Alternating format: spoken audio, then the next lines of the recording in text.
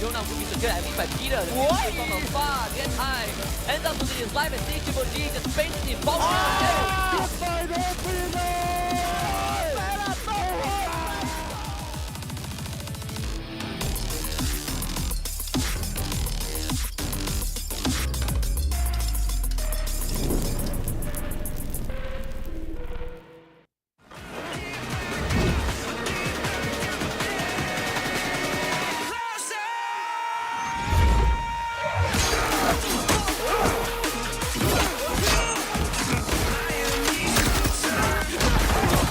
Supplier! How'd you like them apples?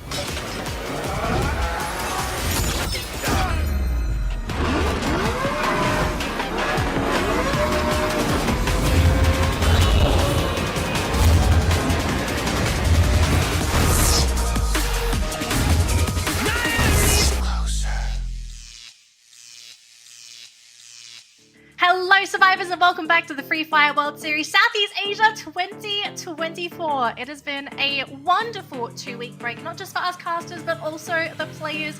2 weeks of practice, 2 weeks of preparation for the second phase of the knockout stage. My name is Dana Lee, and of course joining me is the wonderful, the mustachio AJ.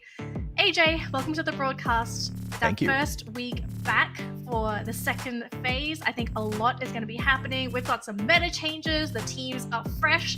I'm expecting some new strategies. Like, there's so much craziness that's going to be happening. I mean, no doubt at all, right? There is technically tournament number 2 going on here because we've finished off the first half of the tournament, but this feels like a fresh new one altogether. The only difference is the torture of the distance between themselves as the other teams out there on the overall leaderboard doesn't go away. There's no reset. Technically, you start off from exactly where you left off. So for some of the teams who are trying to catch up to Buriram United Esports, it's a torture because they're literally one whole day's worth of points ahead of them on the overall leaderboard. There's 110 points between the first and the second place. Second place, of course, by Team Falcons, the newly acquired C-Triple-G, having a little bit of money pumped up behind them as well as a brand to carry now, Danny. I think that's really exciting for a team as well, because once you do finally get picked up by a big org such as Falcons, that's motivation for you to play better. You have more resources. Yep. Like, I am actually really excited for C-Triple-G to see how much better and how much quicker they're going to be when it comes to trying to formulate new strategies, like just those resources. Very few teams have access to it, and I really think C-Triple-G is one of the best teams to capitalize on that kind of investment. So really excited for them. I'm kind of thinking, like, is this going to be the day that we see absolutely excited for today? It's Group A versus B. Now, no Group C. No Buriram. This is the time for all the teams, like the 17 remaining teams, sorry, 17, but 12 teams competing today to get their points before Buriram gets their points for this week. And I really think it's so crucial that they do the absolute best that they can to just hoard their points now. Yeah, absolutely agreed, right? And of course, when Buriram comes back and Team Falcons gets into the grouping of Groups A and C, you know, the question is going to be whether or not with this new injection of funds, with this new injection of backup that they have now, can they truly fly up to that #1 spot? And at the very least, use this week to catch up with Buriram. Next week, they overtake them. If they can overtake them within the first week of being acquired, I mean, you know, they say money can't buy you happiness. Maybe it can buy performance. It could buy performance, motivation. There's a lot money can buy that we probably don't really think about. But with that said, I think we do need to go on with this program, because I know a lot of people, all of you out there watching, you're excited to get back into the action. So let's do it here, AJ. Very quickly, got to have a quick rundown for the tournament timeline. So we've already finished the first half of the knockout stage. We are now in the second stage, where we have 3 weeks of knockouts left. Now, these are crucial 3 weeks for teams that have not made top 12 yet, because remember, folks, only the top 12 teams out of our 18 competing teams will make it to Point Rush and, of course, that grand finals. So if you are the bottom 6 right now, these 9 play days are your last days to get those points in and to make it to top 12. And of course, this is exactly what all of that extra effort is for. Technically, everybody takes away a slice of this pie. The only question is, how big is your slice? If you do get kicked out during the knockout stages, you don't get to go to the grand finals. Everybody walks back home with $3,000 in pocket. And if they do make it onto the playoffs, they do have a little bit of a bigger slice to play for. Down here from the 9th to the 10th spot, you walk away with $10,000, which is already super solid. And of course, if you win the whole thing, a ridiculous amount of money, Danny. It's life-changing money for some people. Now, to get there, of course, you do need to understand the point system for competitive Free Fire. So if you get first place within the round, you get that booyah, you automatically lock yourself in to 12 points. Second place team will get 9, third place team will get 8, and as you go down, you will be accruing less and less points. And unfortunately, if you end up being the bottom 2 for the round, you will be taking home 0 points, but you can compensate with those elimination points. Now, we do need to keep in mind, we have a tiebreaker rule just in case we have a tiebreaker after the knockout stage. Teams will be the number of booyahs will be the first stat we look at if we do have 2 teams that are currently tied. If they are tied in booyahs, we go to total eliminations, and if they are still tied with total eliminations, we go to survival ranks. And this is for the final round of knockouts, the last game you play. That is such a deadly position to be in. And these are the teams that will be in participation today from Groups A as well as B. So we'll give the highlights to Group C first that we're going to be taking off of the list. Walking Among Gods, they were United Apollo, Buriram, United Esports, Todak, Onyx, Olympus as well as Attack All Around will not be playing today. The rest of the 18 within Group A and B, they will do battle. And like you said, Danny, no need to worry about Buriram United Esports. But here's the thing, right? We are in week number 4. This is after 2 weeks of break. And technically, without a shuffle, all of the teams within Group C still have to suffer at the hands of Buriram. That's the thing, right? Like, you have to think that the teams in Group C, they're just like, oh, we have to constantly deal with the literal, like, gods of Free Fire. But maybe it's a good thing for some people. Like, you feel that pressure and you keep playing with the best. Like, obviously, that's going to have a positive influence on you. But we'll leave that aside because that's going to be tomorrow. Today, though, Groups A and B. Now, we have to consider the front runners for these groups and also the teams that are actually towards the lower end of the bracket as well, right? Because remember, it's the race for top 12. So from Group A and B, let's focus on the bottom teams who are actually looking for those points, who desperately need those points today. Well, those desperately needing the points today, of course, is going to be Heavy as well as God of Wolf. They are from Groups B as well as A. If you take a look here, Group A alone, God of Wolf. This is a team that has been hitting hot and cold. 2 booyahs to their name thus far, but still 52 points away from that 12th spot. The problem is the teams sitting down in the 11th and 12th spot are RRQ Kazu as well as PE Sports. They are in play today as well. So God of Wolf needs to look to do better than those squads no matter what happens within the next 6 matches. Yeah, like they have to accrue not just points to climb, but also make up for whatever points these teams are making. So very deadly situation for these teams. And now let's take a look at our front runners. Who are we looking at in these 2 groups that are looking to close that gap with Buriram if they want to try and take that first place?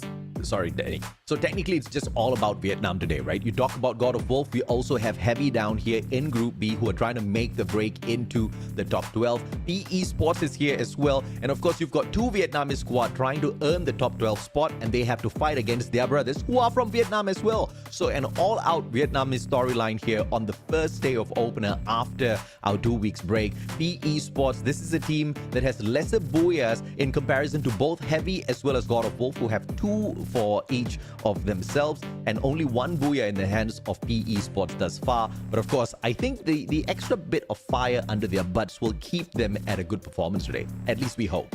We hope so, but we also need to consider that everyone is kind of playing fresh. Like, sure, you played you played together 2 weeks ago, but 2 weeks in the world of esports is a very long period of time.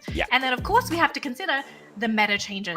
We don't even know how this is going to influence the teams. But let's switch on over here to RRQ Kazu, one of our Indonesian representatives here.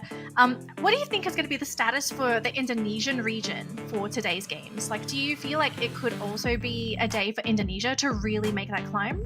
I mean, it's always Indonesia's day, right? As far as RRQ Kazu is concerned, this is a team who was not in the top 12, who made it to the top 12 through just pure survivability. They have got the brains to keep quiet when a battle is going on and stay silent on the opposite side of the battlefield, get involved only when it's truly necessary. So therefore, their stats may not be super stacked, like you can see the headshots here. And I really like the stats that have been added here. We actually get to see the ranking of these players for those individual stats as well. Is 27th on the average eliminations, 38th on the average damage. So RRQ Kazu is not your heavy firepower squad, but you will see them in that final circle. They're pretty heavy on the placement points, but they can get the battle done as well when it's truly required out of them, right? We can say the same for PE Sports, but the unfortunateness here is RRQ Kazu has been slightly more consistent than PE Sports, although they're not too far apart in points. Yeah. We could be looking at that fresh start. I think we always want to have a fresh start for these teams, but let's have a look at a very quick battle analysis between these two teams. And I mean, as we can see across the board, like look how balanced RRQ Kazu is as a team. Like they are equal elimination, headshots, damage, and assists. But for PE Sports, it seems statistically the one thing that this team is currently missing, unfortunately, is headshots. Like they have everything else sort of in line, but I guess offense seems to be their biggest weakness. If you're a team that is struggling in the offense department, what would you sort of consider to try and improve that moving forward? I think it's all about keeping up with the meta. It's all about finding what is your best method of survival to get into that final circle. And then you, of course, do let luck to a certain degree play its part, but you need to survive with enough loot in your hands as well, right? But of course, a little bit of the highlight onto some of the top flight teams here as well. You've got Reverse Red currently sitting down in the 3rd spot. Team Falcons themselves, they will be in play today, and of course, looking to play catch up with Falcons.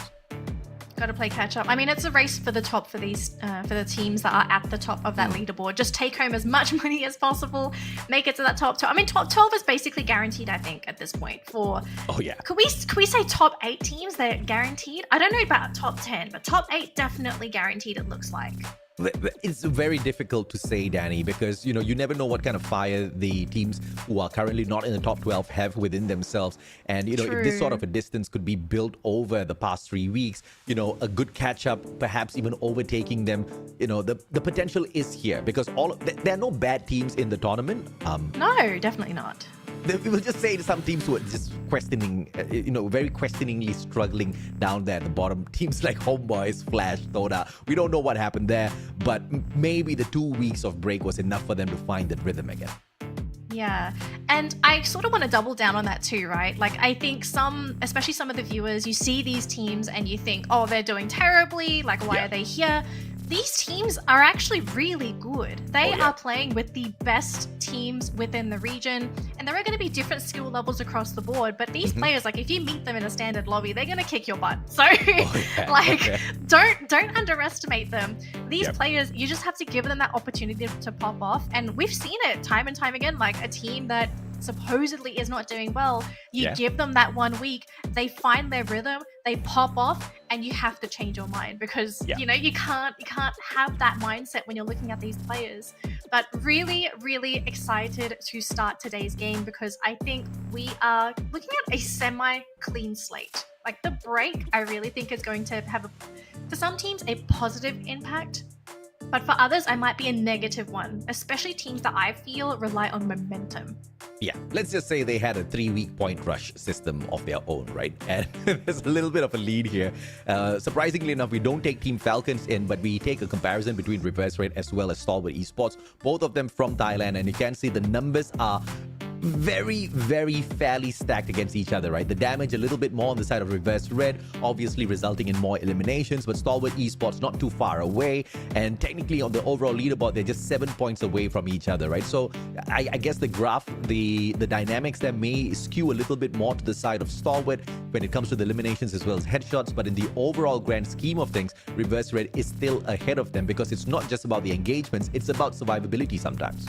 Yeah, and also we have to consider with the meta changes as well, are we maybe going to be seeing some new active skills come into play for some of these teams? Because we saw, I mean, one of the biggest changes, especially when AJ was talking to me about it, was the fact that there has been a change to the portal. So there is now a 1 second delay before you're able to cast that portal. We saw in the past competitive weeks how many teams were using portals to go in and out of those fights. And so now with that change, it kind of makes you wonder, okay, how is this going to influence some of the teams? Are they going to have to adjust accordingly to a lot of these meta changes? It wasn't just a few changes. Yeah, don't even get me started on the meta changes, right? Too many things have changed in the 2 weeks of break. I mean, you see a couple of nerfs across the board as well. So obviously the active and passive skills, we may see a change here.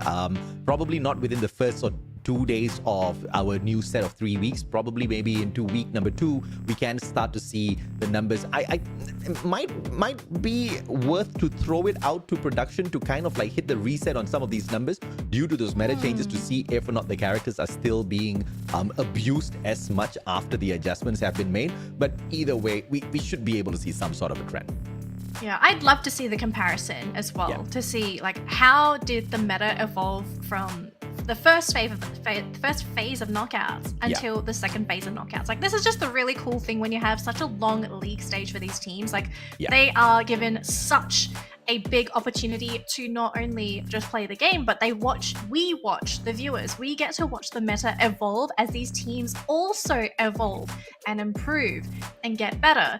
It's a really, really interesting cycle, especially when you're tuning into the esports scene. But of course, we have to talk about the match schedule, and as usual, we are going to be kicking things off with with Bermuda, followed by Purgatory, Alpine, Kalahari, next Terra, and then my favorite one, the random map, the X Factor. We've seen a couple of teams really capitalize on that random map. Absolutely. Teams to look out for on Bermuda would be Reverse Red, WAG, as well as Expand. WAG is not going to be playing. They're in Group C. So we're looking at mainly Reverse Red, Expand, as well as Stalwart Esports. So a little bit of highlight on Expand, right? This is the team that's currently sitting down in the 8th spot. MYSG squad didn't have the greatest of starts in the group stages on week 1. Week 2, we saw them really improve their demeanor as well as approach towards that final circle. You saw a little bit of aggression as well. And then I think, these are all young boys, right? Very young kids, many great years in the world of esports ahead of them. But I guess they have not truly matured yet because they can hit those high notes, but they can't seem to bring that consistency in. And I don't think it's a skill issue. I think it's more of like, mind management, how you manage yourself, on and off all of your games, right? Because sometimes you feel like, okay, week 2 was fantastic. Week 3, maybe I don't need to go as hard, and then you drop in ranks. Yeah, absolutely. I mean, just because a team has been in the scene for forever, everyone's developmental speed is going to be different. And of course, this is where resources come in, right? Like, if you're a team that has these resources to have a coach, to have someone guide you in managing your mentality, the way that you view the game, and especially controlling your feelings when you play the game. This might sound crazy, but to a competitive player, the way you feel when you play the game heavily influences the decisions that you make. It can decide whether you pull the trigger, it can decide whether you decide to be patient instead. I have seen players, like, I think AJ, I'm pretty sure you've seen players, not just Free Fire, but in other esports titles, they have an opening and they miss it. And for all we know, it could have been nerves, it could have been them getting distracted by something else, it could have been a call from the captain and someone hesitating before making that call. So there's so much that happens within a team dynamic that we don't get to see or even hear as spectators.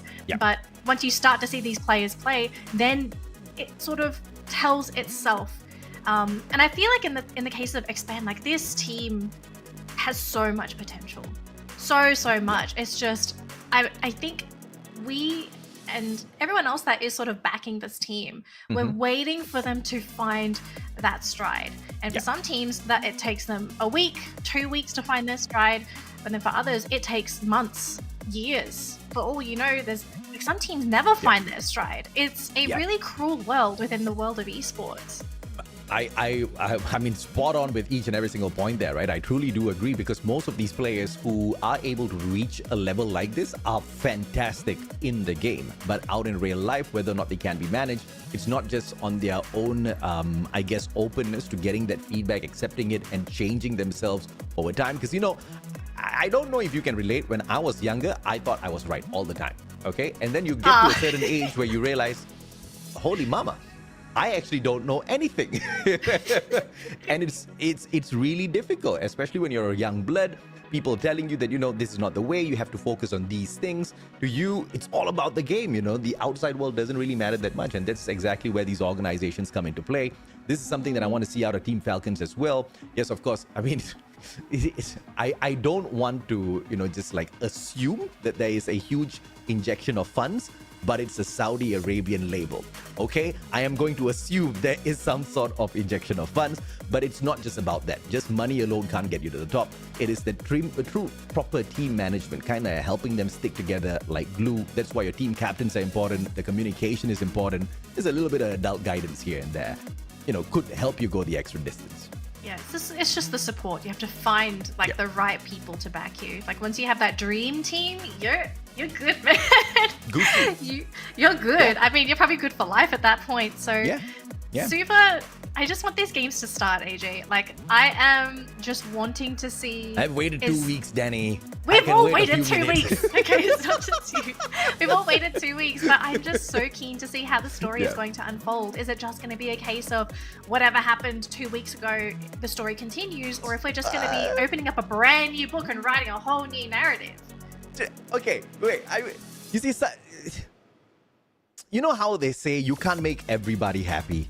So I feel like Garena has done many things to make me happy when it comes to constantly improving their tournament setup, edition after edition of Free Fire World Series, or be it the previous brands whatsoever, right? But what I'm not so pleased with here is there's no reset on the groups. So due to that, we may just see a little bit of a pattern as to how these teams interact with each other, because they've had 3 weeks of knowing each other, getting whooped by each other, probably having some revenges here and there, but it's clearly shown us like a decent pattern, right? No reset on the grouping just means that there's just more time for them to continue the onslaught if there was any, in the first place.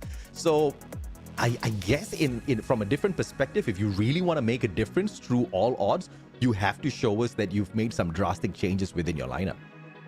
I mean, if I were these teams in Group C in particular, I'd be begging Boriram, hey, can you please scrim with me? We need to practice against you. Oh yeah. Because they have been the major hurdle. I mean, we had this discussion, pre-broadcast, like teams in Group C. I mean, once you saw the draw, I'm pretty sure a lot of them just thought, oh my gosh.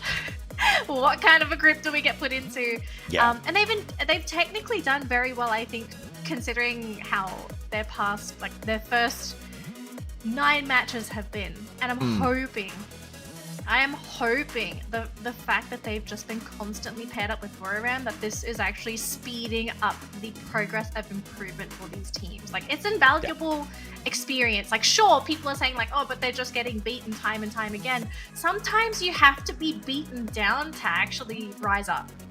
Yeah, I mean, no doubt at all, right? Sometimes you really need to be, I guess, taught a heavy lesson before you smarten up. If you can smarten up, then obviously you can earn yourself a good opportunity. But you know what? It looks like, Danny, we have a couple of players who have not been able to join the lobby. That's causing a little bit of a delay for our fans here who are waiting for the matches. So I guess to kill time, we can talk about the elephant in the room, right? The meta changes that have come in recently. You know what?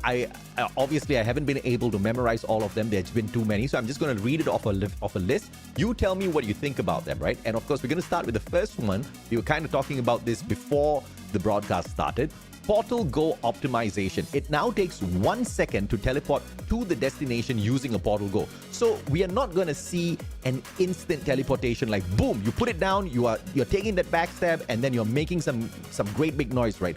Now when you spot the Portal Go out there, 1 second may look like what? It's just 1 second, but that 1 second could just mean the difference between a knock and an elimination.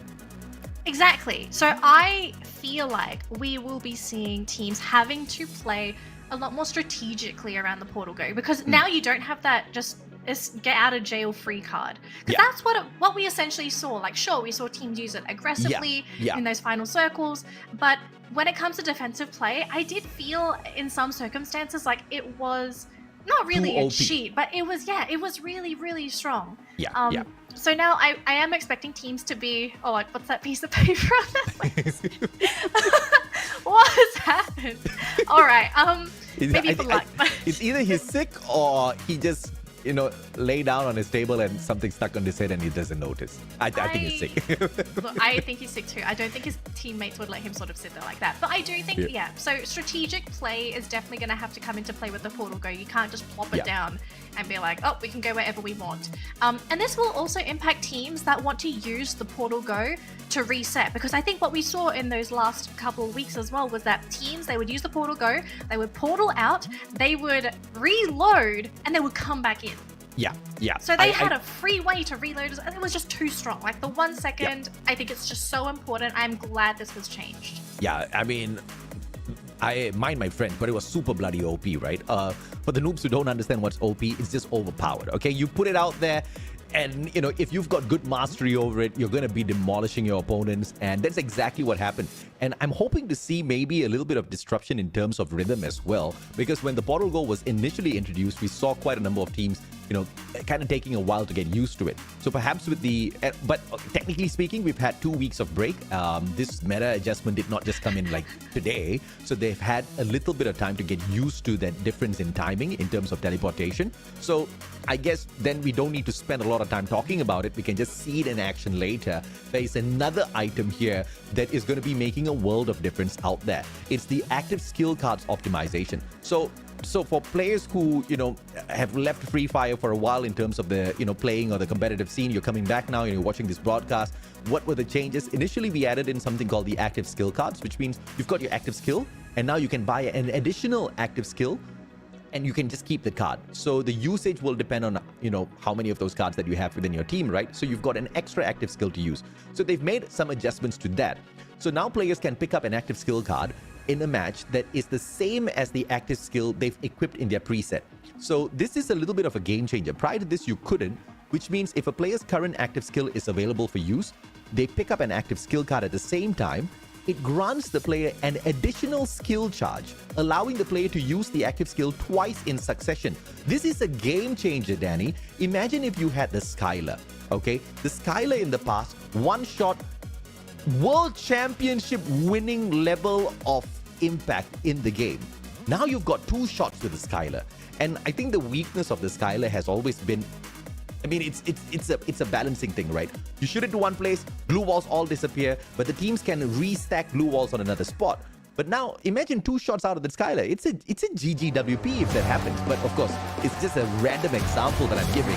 A lot of things could change through what has happened thus far. Look, I think we're going to finally see it because, ladies and gentlemen, we are jumping into game number 1. I hope you're excited as we are because this is going to be the first game back after our 2-week break.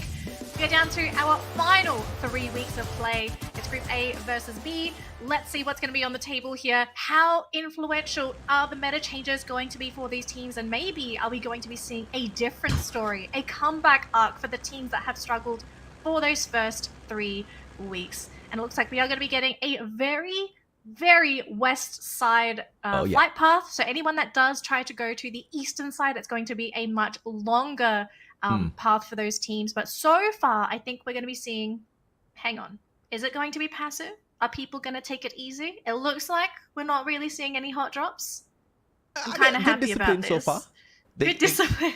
Yeah, I mean, you don't want to get toasted so early, right? There we go.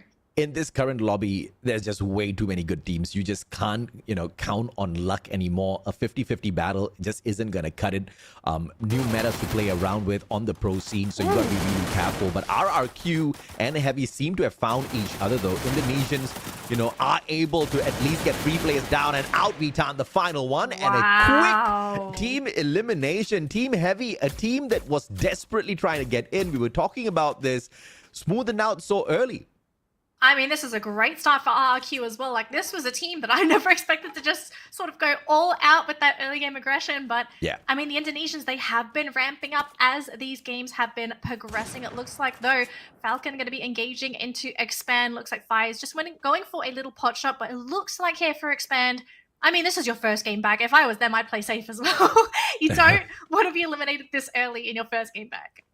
I like the nameplates down here below all these players. We get to see their roles that they play within the squad as well. I mean, props to production. I think they have really stepped it up for this season.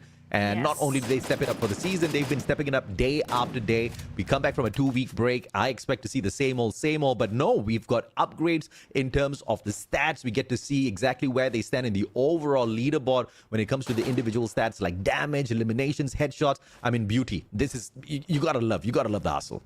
Yeah, got to give some appreciation to the production. They have done Amen. a really great job as the tournament has progressed so far. But we are going to just sort of watch the perspective here for STE, just really hunting for these eliminations. I'm quite surprised how aggressive Stalwart Esports are trying to be this early in the game. Yeah. Back to Falcon though. Now because Expand have left, just a free looting game for this team. So aside the one elimination, I actually think we're going to be seeing a very quiet lobby here, AJ. I think the teams are just going to avoid conflict, just loot. I think it's the same as like the first week. We saw a similar scenario, I think, for these teams. Your Oh, mouth wait, has okay, I may have barely lied. closed. Your mouth has barely closed, Danny. Oh my gosh. And they're in it again. And look at this. Oh, You might just boy. have a third-party situation here. Falcons Oh, might... boy. And you know, I think they've got some pretty good hearing. Now, GOW being forced back. Neo down onto the ground and already. Crime MKS with the flank around the right-hand side. D Kwang really low on that HP. Crime takes that drop. Now, Neo, Dian all on the ground. He's the final survivor. But the flank is there from Expand. They're wrapping around to clean house. And it looks like we're going to get the second squad elimination. Both the Vietnamese squad who are desperately trying to get in here to the top 12 are going to get flattened out in the first game itself. Oh, but it looks like a revival was still there for GOW. So the boys are still hanging on for their dear lives. Hanging on for dear life, and I mean at this point they're just sort of praying that they even survive for the next 5 minutes when you're flying in so vulnerable. But we already have our first damage leader of the game, and it's going to be Fies from Expand. I mean, this is one of Expand's best maps. Okay, if they're going to pop off, this is a team that needs to pop off here, and I'm actually really excited for this team because this is some great momentum to kick things off for them. Neo, who was revived, does get Dian back in here as well. So GOW slowly recovering from the onslaught at the hands of Expand. Good on them. You gotta love the pocket shop within the first 3 circles. You do get a technically free ticket of revival as long as you've got enough cash. You know, money can't buy you happiness, but it can buy you a second chance in a game of Battle Royale. Free fire. I guess the Falcons have heard different sounds out there. Instead of the gunshots, they hear footsteps. Homebois, Fies down on the ground. Peter, deadly shooter from afar. They go in for the shutdown. One more now with the AC-80 as well. The tags are there, but Aleph with the instantaneous revive, bringing his player right back in. Oh, this is a deadly encounter for Homebois. If they survive this, though, this would be massive, eliminating Falcons from that lobby. But so far, Falcons, it looks like it's going to be a 1-for-1 trade. We do have a pickup there from CosQ. Luffy is on the ground. Butterfly trying to do his best, but with Aleph down as well. I actually think this might just be it for Homebois. Oh, this is not the start that this team wanted, especially going into their first game back. This is just recovery, right? Falcons just doing what they do best out there, just wiping the floor with everyone. But the pocket shop once again kicks into battle, and Homebois are hanging on for their dear lives. The revival was brought right back in the nick of time. Portal Ghost may not be there, but the pocket shop still allowing extra survivability, allows, of course, the aggressive ones to go out there picking some good, decent points. Falcons now leading the lobby with a total of 5 eliminations. Already looking at lots of eliminations across the board, and still only 1 team eliminated so far. But we do have to mention that we now have 2 teams that are currently at a disadvantage, although it's God of Wolf going up against Homebois, and Luffy is out, so that's going to be it for Homebois. I said there were going to be 2 teams playing recovery mode. I think we're now back to 1. I mean, that's just exactly how the cookie crumbles. Homebois will just have to try again. I mean, if they have any troubles, technically they're playing in the same spot with Expand. Maybe they want to ask for some advice. Might help them take this a little bit longer in terms of how they've been able to manage their matchups thus far. At one point, Homebois used to be better than Expand. And how much do I miss those days? You have no idea, right? I mean, I love Expand. I love what they have been able to do for the Malaysian flag. But I just wish they had a little bit more competition on home soil itself. Looks like the Falcons are on the hunt yet again. Cougar playing in the front lines for his team. Thankfully able to get the heal off though. So now P Esports are sent reeling. I'm not sure what this team can really do. I mean, we've seen Falcons so far dominate all of their engagements, and if it just continues, this team is going to snowball. It might be up to Hong actually. If he can eliminate Peter, that would be massive. But it looks like it's opening up for one more to get those shots in. Doesn't connect though, but this does allow Peter an opening to run on in and hopefully to get that final elimination in. Couple of pot shots. Hong An is down. That's going to be the sniper out of the picture here for P Esports. And again, the Falcons just. Every team they encounter, they are eliminating them with absolute ease. Okay, I don't think it's the money. I mean, we already knew C-Triple-G was just an incredible team, but oh my gosh, look at this start so far. I'm not. See, you are pretty easily impressed. I'm not impressed yet. This is classic C-Triple-G. So the Falcons are just soaring as they do usually. I mean, they wouldn't be in the second spot if they were not this good. I just want to see if the extra injection of funds can get them to catch up with 110 points that Buriram already has on the leaderboard. How much can they do over 3 days that they don't get to engage directly with Buriram as much here? I mean, we've got to see them really take their shots, right? 6 matches in here. They got to really put the distance down to absolutely nothing. Maybe a little bit of a distance of their own against Buriram. And then when the groups A versus C go up, maybe end the week above Buriram. Then maybe I'll smile a little bit more. Falcons, a lot of expectations here for I mean, they're getting their points. Sure. Okay, from the both of us. I mean, Falcons, they are getting those points, right? Like, for them to make that 100-point gap close, like, if they can grab all these eliminations, it just makes that job so much easier for the team. But let's take a look at some of the other top contenders so far, as Falcons are looking for Nero. Just another point to add to the board. Very quiet game for Reverse Red, right? They haven't really had any encounters. It's just been a free macro game for this team. RRQ had their initial engagement that got them those 4 eliminations, but also a very quiet game for them as well.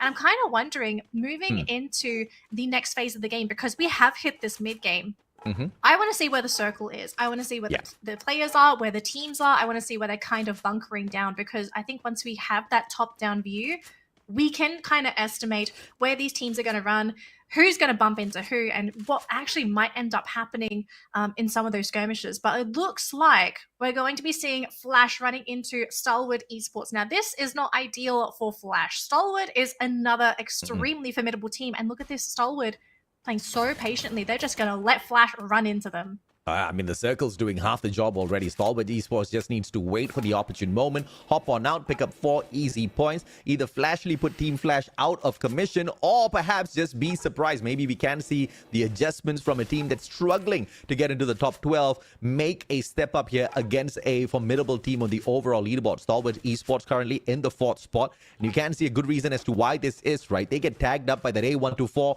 They do not want to engage. They back away. They find their proper solid defenses without even bringing out those glue walls first, just still understanding that the circle is going to do whatever they need to do for themselves. Interesting defensive position here coming in from Stalwart Esports. Their Russia is actually at the back watching everybody 6 just to see if they're able to get through. But it looks like Expand on the other side of the map are eliminating God of Wolf as the skirmish is about to kick off here from Stalwart. Actually, Flash just ran past. There's one player still around. Yeah. Okay, so I guess it's just going to be 2 ships passing through, but we did see another fight on the other side of the map. Indo Stars, though, hiding within their own compound, hiding from P Esports, who have also just run past them into that circle. Very defensive plays, but here we go. We do see a small skirmish. 2v2 so far. They are going to be sending in more Stalwart players in, and it looks like it's just going to be Poppy and Yanbin on their own in this little skirmish, trying to play with the terrain so far, but Yanbin going down there, unfortunately, leaving just 1 player left for Flash. It's going to be Poppy. He is not able to get any down. He is going to be eliminated there on the spot, and I think this might just be it. Oh, this might just be some casualties here for Flash. Like, this has gone completely downhill, but look at downhill. EVOS are on the ground. Speaking of downhill, the team is out. Absolutely. And Reverse Red, you know, I was about to comment this earlier when he said that they've been pretty silent. It's classic Reverse Red, right? Don't make a lot of noise. Don't make that unnecessary noise. Wait for your opportune moment. And of course, springboard yourself to that #1 spot with all of the remaining players inside the circle. Because of the first 3 circle revival setup there, they don't really want to abuse that. They just want to get all of their loot first and prepare for some of these heated final battles. They are aiming for those big heads. They are aiming for teams like Falcons, Stalwart, and perhaps even Expand to be taken off of that list, and they need all of the loot that they can bring into this next circle. Of course, a little bit of extra defenses within places like Factory as well as Clock Tower is allowing extra survivability. We still have 8 teams here, but not for long, I'll say. Oh my gosh, look at the play coming in from Reverse Red. They actually catapult themselves up onto that high ground, and they do have a really good point of view going down onto RRQ. RRQ originally were trying to get those pot shots off onto P Esports, but now they have to watch that high ground just in case somebody's head gets popped. But on the low ground though, Stalwart Esports running into a bit of a skirmish themselves up against P Esports. They get 1 down so far. Don't Cry is going to be out there thanks to Burrows. Dew getting another one. Hong An on the ground. And it looks like Stalwart, they're picking up the points, and they're also going to eliminate P Esports from the round. Yeah, but of course, we also see Reverse Red slowly approaching their compound. We'll have to catch up with that action in a little bit. Of course, at the same time, you've got Expand going up against the new and improved CGGG in Team Falcons. A split push here, and it doesn't serve well for X-Roy and squad. Axel now needs to put himself in a lot of danger, but there is a pickup here. The Horizon line putting X-Roy right back up. He is on his feet. Neo down on the ground. He is throwing in those grenades. Crime can't provide all of that backup just yet. Axel managing to get out in the nick of time to safety. Oh, but Peter actually getting knocked onto the ground, so this might just be the opening for Expand. They still have all of their players there. Falcon on the low ground. Looks like IDS is going to be shooting on the side. Liam being a nuisance for this team. Cougar going to go down as well. Expand giving that the opportunity for Indostars to come in for that third party. Oh, this has gone completely downhill for Falcons. They do still have one more standing up for the team, CosQ as well, but the recovery is just going to be almost impossible for this team, especially with Indostar sticking around. Oh, dirty play, but you gotta love it, man. This is the kind of nose where you want to stick into other people's businesses. It ruined the chances of both of those teams destructing each other. Also gave them the opening to hit a couple of revivals. So both teams on the reset. Indostars, the ones that kind of lucked out with those 2 free eliminations. Now we hit that reset for the time being. Expand needs to pick up more loot for themselves. Reverse Red engaging with Stalwart. Only one can get back in. And it is Reverse Red. Beautiful use of the portal goal. Repositioning, but out of the pan straight into the fire. RRQ is awaiting to shut them down. Can they now survive against the Indonesians as well? Do they have the macro? Do they have the glue walls? They're going to have to start to use all their resources now because we are looking at an overcrowded circle here, AJ. 7 teams remaining, 22 players. Everyone just trying to find some kind of cover. And they don't quite get that hit onto Dew, who is still outside that circle, trying to play in and out. Thankfully, still there with a circle for himself. But look at this, though. Stalwart Esports, red player on the ground. Indostars creeping in as well. Raz and Liam, free pot shots from the other side of the map. What is this round? Indonesia absolutely dominating this final circle, actually fighting against one another instead, as we are seeing 2 different fights happening. Indostars trying to win this fight as themselves, but can they get through? Look at all these blue walls. Teams are getting blocked. Beautiful placement of the glue walls to block teams down, take that blue circle damage, AJ. Yeah, at the same time, it is Expand going up against the Falcons, and the Falcons have fallen, shot out of the skies. Expand a solid hold on the opposite side, but not one, but they have to face off against 2 Thai squad. Reverse Red on standby as well. Indostars with the reposition. It's the portal go. 1 second nerf. We don't care. They take position up on top of the roof. Now they've got a vantage point that will put Reverse Red in a troublesome position. Expand, on the other hand, using the bridge really, really well, but these trolls got to go out there and engage eventually. Oh, this is so tense here, AJ. So far, Indostars, they are controlling the center of the circle. These teams are going to have to fight through, and look at this. Liam, yet again, this man has been an absolute nuisance this game. Going in for third-party shots and trying to hit people as well. But look at this, though. Diamond on the outside, throwing in all those grenades for Reverse Red. None of them connecting, unfortunately. Indostars still sticking around. Five playing on the outside there for Expand, but he does get eliminated. Indostars want to win this round. Reverse Red, Expand, down to their final players, and this might just be it here, AJ. It's gonna be Indostars getting the first booyah for the round. Yeah, the Indonesians proving that you don't have to make so much a noise at the start of the match. It's all about how you finish, and they finish strong. I mean, superb number of eliminations in total, constantly vulturing. The last time we saw that was when they stuck their noses into the battle of Expand as well as Falcons, and of course that disrupted it, but they managed to steal 2 points away. You could already see the strategy out of the Indonesians. Only get involved when you are for was sure gonna walk away the true winner. Indostars have been doing all of that through all of their engagements. Of course, a couple of heated moments where they had to decide, go in towards the mid of the circle, or do they finish off the battles at the side first? And they stuck their noses into yet another battle. We saw the Thai team going up against their brothers from Indonesia as well. RRQ Kazu weren't really lucky in that engagement. They were troubled towards the very end of their battle against the Thai squad. Both of them got eaten up, and it was just a brilliant play from Indostars from start to finish. I am so glad we start off the day with an absolute banger of a matchup. Indonesia, yet again, just really proving that they are here to play. They are trying to match up against these Thai teams, and they're doing it so far. But I do have to say, I really feel like the positioning when it came to Indostars, they had a great position going into that late game. They were not playing within the choke point with multiple teams. They had plenty of space. They had their frontliners in position. They had their snipers in position as well. They were sort of free to do whatever they want going into that final circle. Whereas for Falcon and Expand, like, they were stuck together, right? So they had to deal with each other. They didn't have that freedom to decide where they wanted to be. Really, really tough game, but I am so happy to watch something so action-packed for our first game. Yeah, props to Expand as well. They did phenomenally well to get into the top 3 of the circle. Yes, it is a very strong map for the Malaysian squad, but it's all about the consistency, right? Not once, but twice they were given that blessed opportunity to finish off what they started off against Falcons. And, you know, you can't call it any other way. One may perhaps say that, oh yeah, Expand, the Malaysian squad, they got lucky. They walked away from the Falcons because Indostars got involved. But on the reset of that engagement, just as luck would have it, they were on the opposite side of the map, undisturbed, until Falcons showed up once again. But this time when they knocked on the doors, Expand responded with retaliation that took them out of the lobby as a whole. So, you know, there's a lot of promise here from the Malaysian squad. We know that. We've seen that in week 2. The only thing is consistency. I want to see more of that. And you know, the extra weird noises that I was making was because I was noticing, guess who's back on cam? It's Mr. Too Fast. It's the ex-captain of the squad who now may just be the coach of the team. Oh, okay, pretty interesting. I'm not sure. What do you think this is the right call? Why would it not be the right call? It is a fantastic call. Now, I'm not too sure exactly why.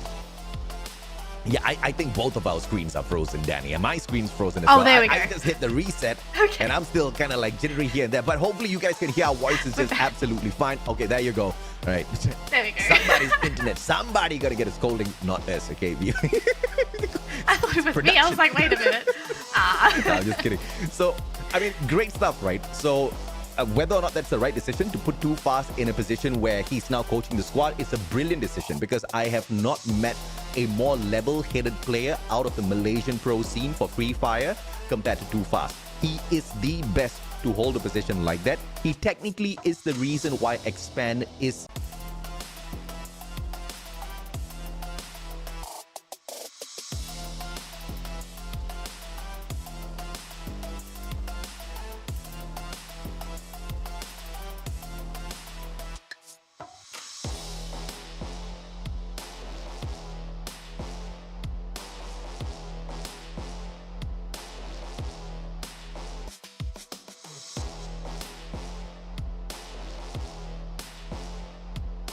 yeah.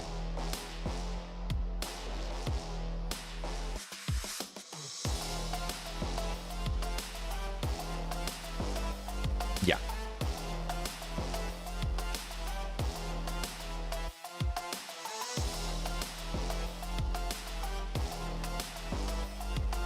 Yeah.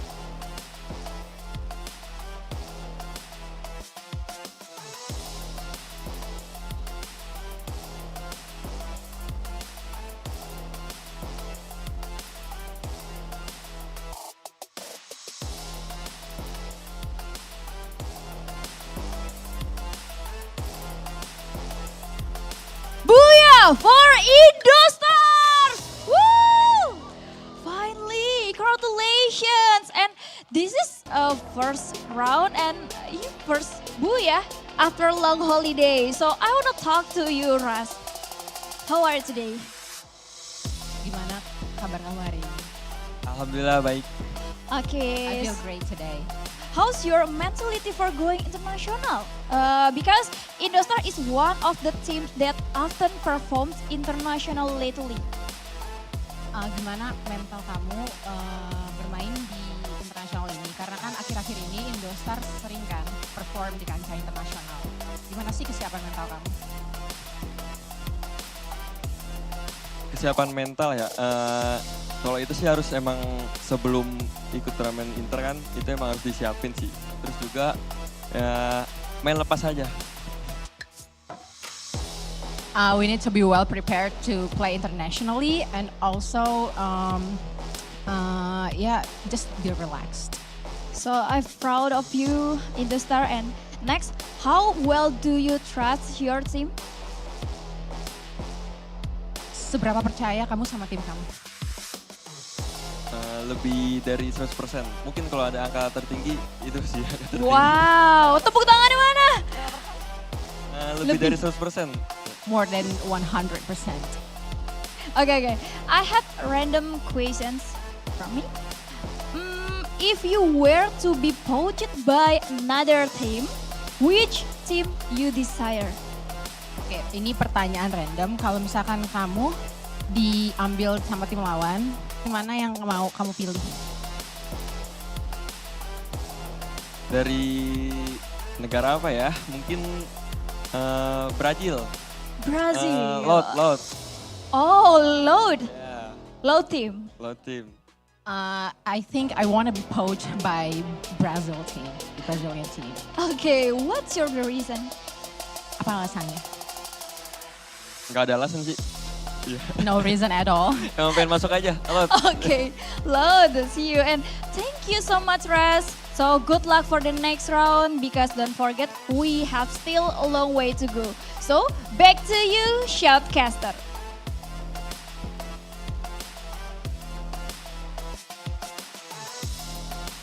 That's match number 1 for you folks, and we are poised for match number 2. Or at least I am, because after game number 1, I'm just like, I want some more free fire, give it to me. I got my plate, I got my fork and knife, I am ready to eat.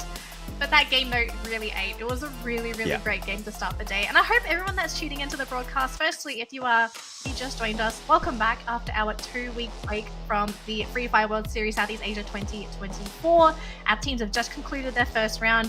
And for Indostar fans, they're rejoicing. They got the first booyah of the day. Indonesia just looking really strong right off the bat. But we aren't going to count out the other regions as of yet because it is just game number 1.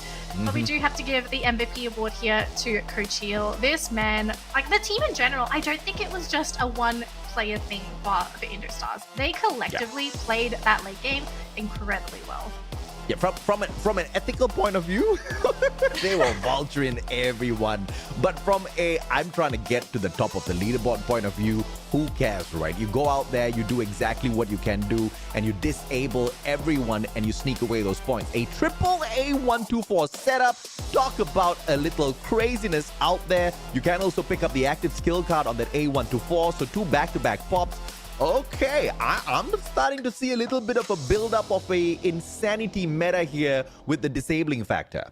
So it's A124 meta, you think? Everyone's just going to go for double A124, just shut down all the abilities, and then the meta after that would be that you just use abilities. Don't listen to me. I'm very bad at theory crafting. Anyways.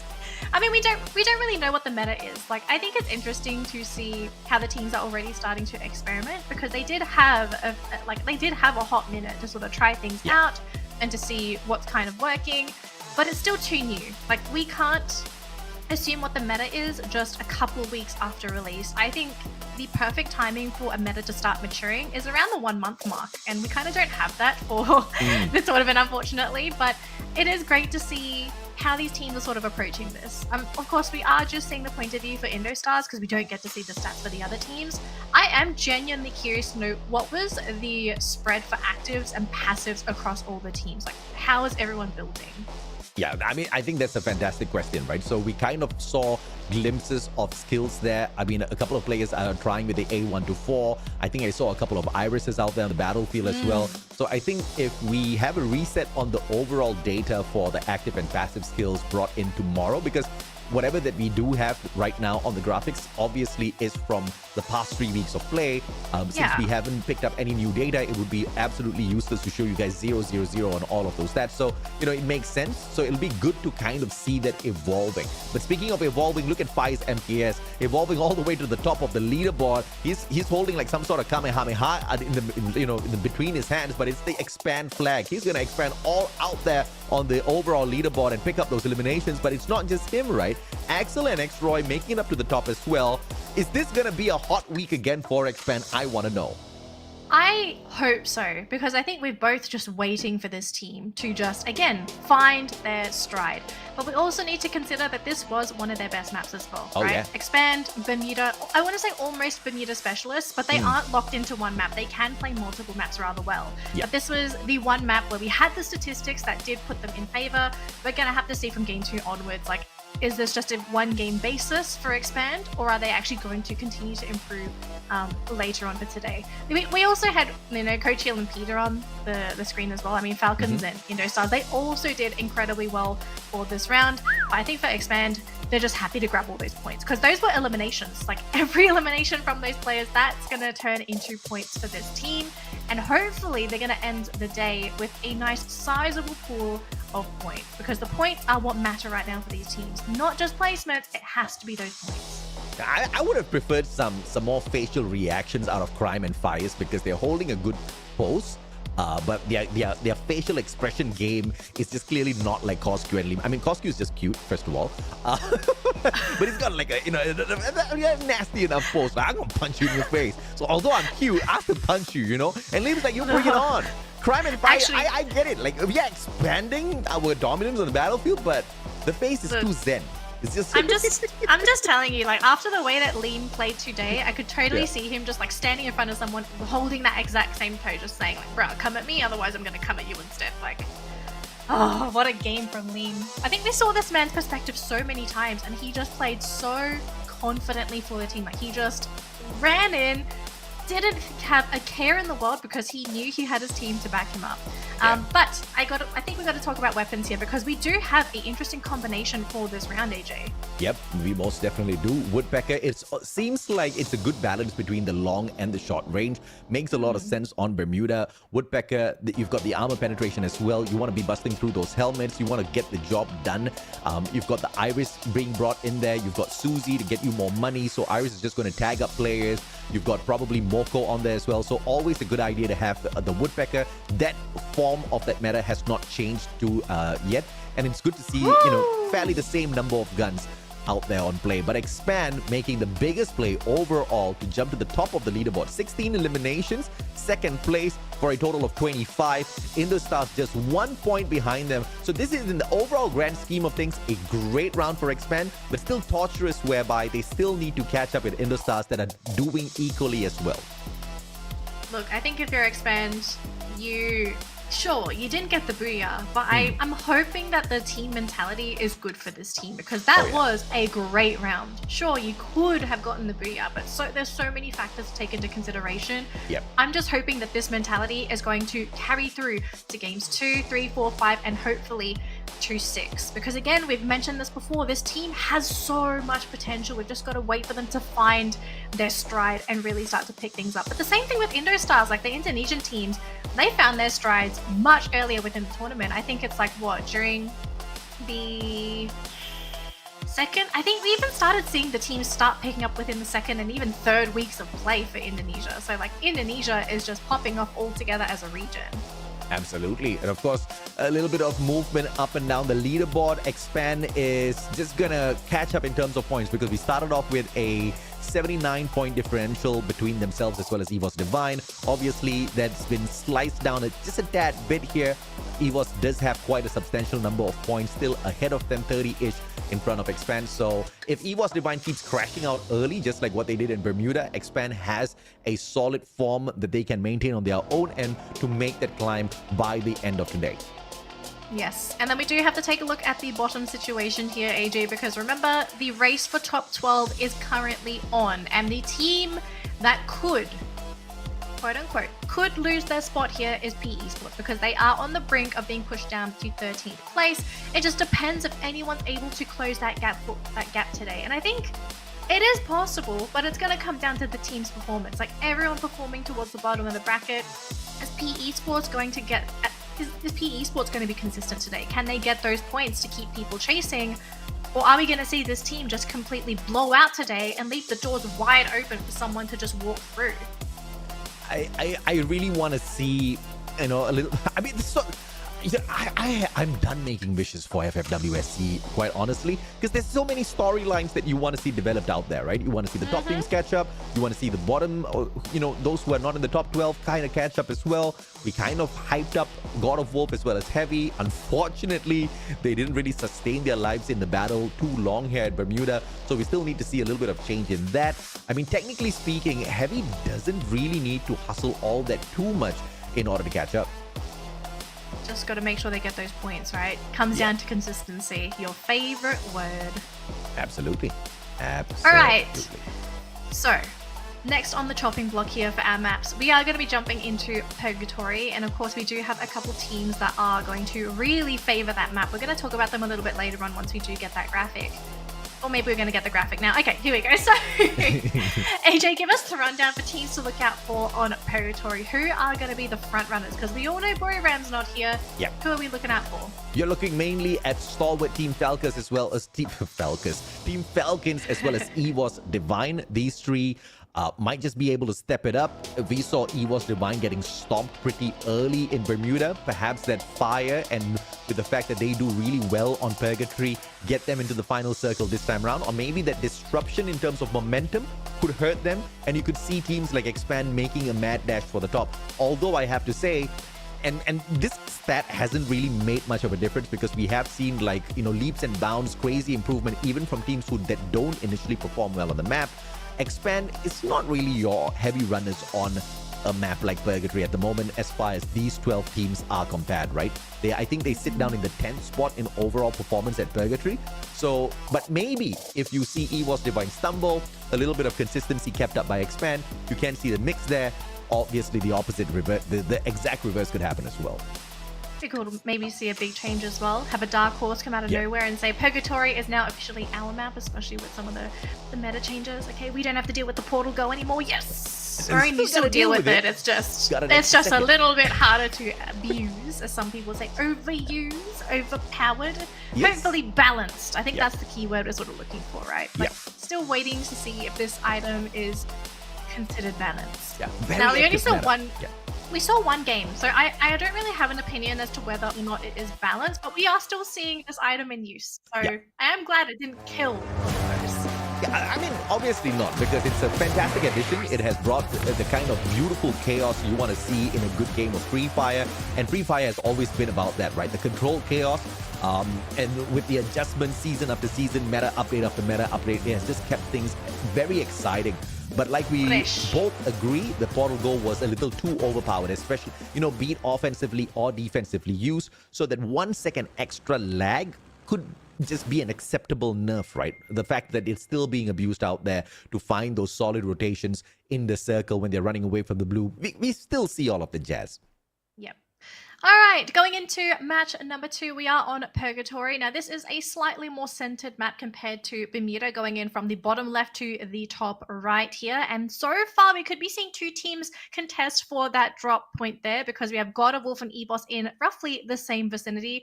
Homebois probably going to be heading towards, all right, just a little bit south of Marble Works there. And we are seeing some shooting. Actually, we're seeing RRQ running into Falcons on the bottom of the map as well. Both teams playing on that rooftop, and it looks like RRQ might be the ones in trouble here as Peter grabs a elimination for the team and Dutz on the ground as well. Oh, okay, this is not looking too good here for RRQ. It doesn't look good at all. RRQ, another easy early falter, might just make them a little bit bitter at the start of the day. Falcons, a little bitter themselves, not being able to pull away the booyah, all thanks to Expand. Yeah, and Peter's got the mini Uzi in hand. Razor's head didn't stand a chance. A bay high though, 300 coins in pocket. No idea what he purchased, but it should be a good one. So I think he actually just brought back Dutz. So there is going to be another player coming back into the fold here for the team. In the meantime, though, we're seeing Reverse Red going for an elimination themselves, but looks like Indostars are going to be a pain in their backside as well. To Goliath of a team going up against one another. Oh, Abe! Getting caught there, thrown straight onto the ground and immediately eliminated. RRQ just going to have to play very defensive and try and go for a complete team reset.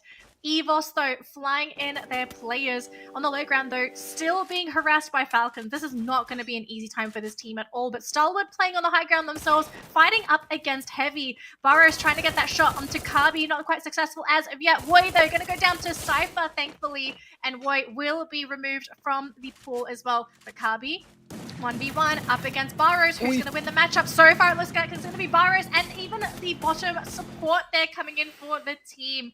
Oh my gosh, we are seeing so many skirmishes, AJ. Yeah, unfortunately, there's some of these teams here that have a phenomenal gap between themselves as well as some bottom feeders. Heavy, when you kind of stack them up against a squad like that, they are the bottom feeders. So an expected result, I was expecting maybe a 1% surprise. But the setup was just way too good. Like you said, play at the bottom. They had the crossfire setup. Easy advantage for them. But EVOS Divine trying their best to deal with a more equal battle in the form of God of Wolf. Now, EVOS Divine should technically win this battle out. Let's see if God of Wolf surprises us. Yeah. And we have another little skirmish here. It's going to be Reverse Red going up against Indostars. 18D are going to be dropped down, thankfully, for the team. So this is going to be another point going into the pockets of Reverse Red. They have lost Exposy on the other side of the map. And it looks like Abax getting an elimination himself, eliminating Iza from God of Wolf. So 4 points on the board here for EVOS. Super active early game for a lot of these teams. So many points actually being secured. Even a Falcon sitting on 6 points already. AJ, it's just been 3 minutes. Where are these points coming from? Noobs. I'm just kidding. Oh, noobs. Whoa. Hot take right there. I mean, like I said, right? You go up against the Falcons, you're probably going to get toasted. But here's the blessing. It's the pocket shop meta, baby. You just buy them right back. Hopefully, you've got enough coins. Hopefully, you brought that Suzy. Hopefully, you brought that Moko. You're tagging people up. You're getting those extra cash into your pocket. And the purchases aren't going to be as torturous, right? So it's still a very manageable situation. But props to Falcons. But there's a little bit of a downside for such a overheat at the start of the matchup. You're going to lose a lot of resources. Question is, can you still hold a big battle against the big boys who are going for the booyah instead of early points, right? So Falcons just need to be really careful with this. Yes, in the grand scheme of things, they're chasing Buriram who are not playing, but you don't really want to miss out on too many of those booyahs. Oh, okay. So we do have 3 teams here. Now, just Dukang all alone on the side of God of Wolf. Homebois is going to be playing on the outside again. I'm kind of wondering, AJ, like, what are your thoughts on this playstyle coming in from Homebois? Because they have literally, this is the second time we have seen this playstyle from this team. They run along the outside. Is this for them to try and play the survival game? Like, just play super far out, have nobody run into you? Because there's EVOS. I think EVOS has seen this team. Yeah. I don't think this is a secret. How do I put this in the nicest way possible? I can't find a nice way. So it's just going to be hot takes once again, right? If you can't deal with the heat, you just stay away from the fire. And the fire of the circle is much better than actual firepower from the guns of other teams. So Homebois are just going to be doing Homebois. But am I a big fan of that sort of a strategy? Absolutely not. They've tried it for 3 weeks. It didn't work. I don't see why it will work now. And wait a minute. I just saw them disappear from the map. Did they reappear somewhere else? Someone please tell me Homebois is still here. Where are Homebois? I don't know. Are they playing outside the map? We don't know. We'll have to see later on.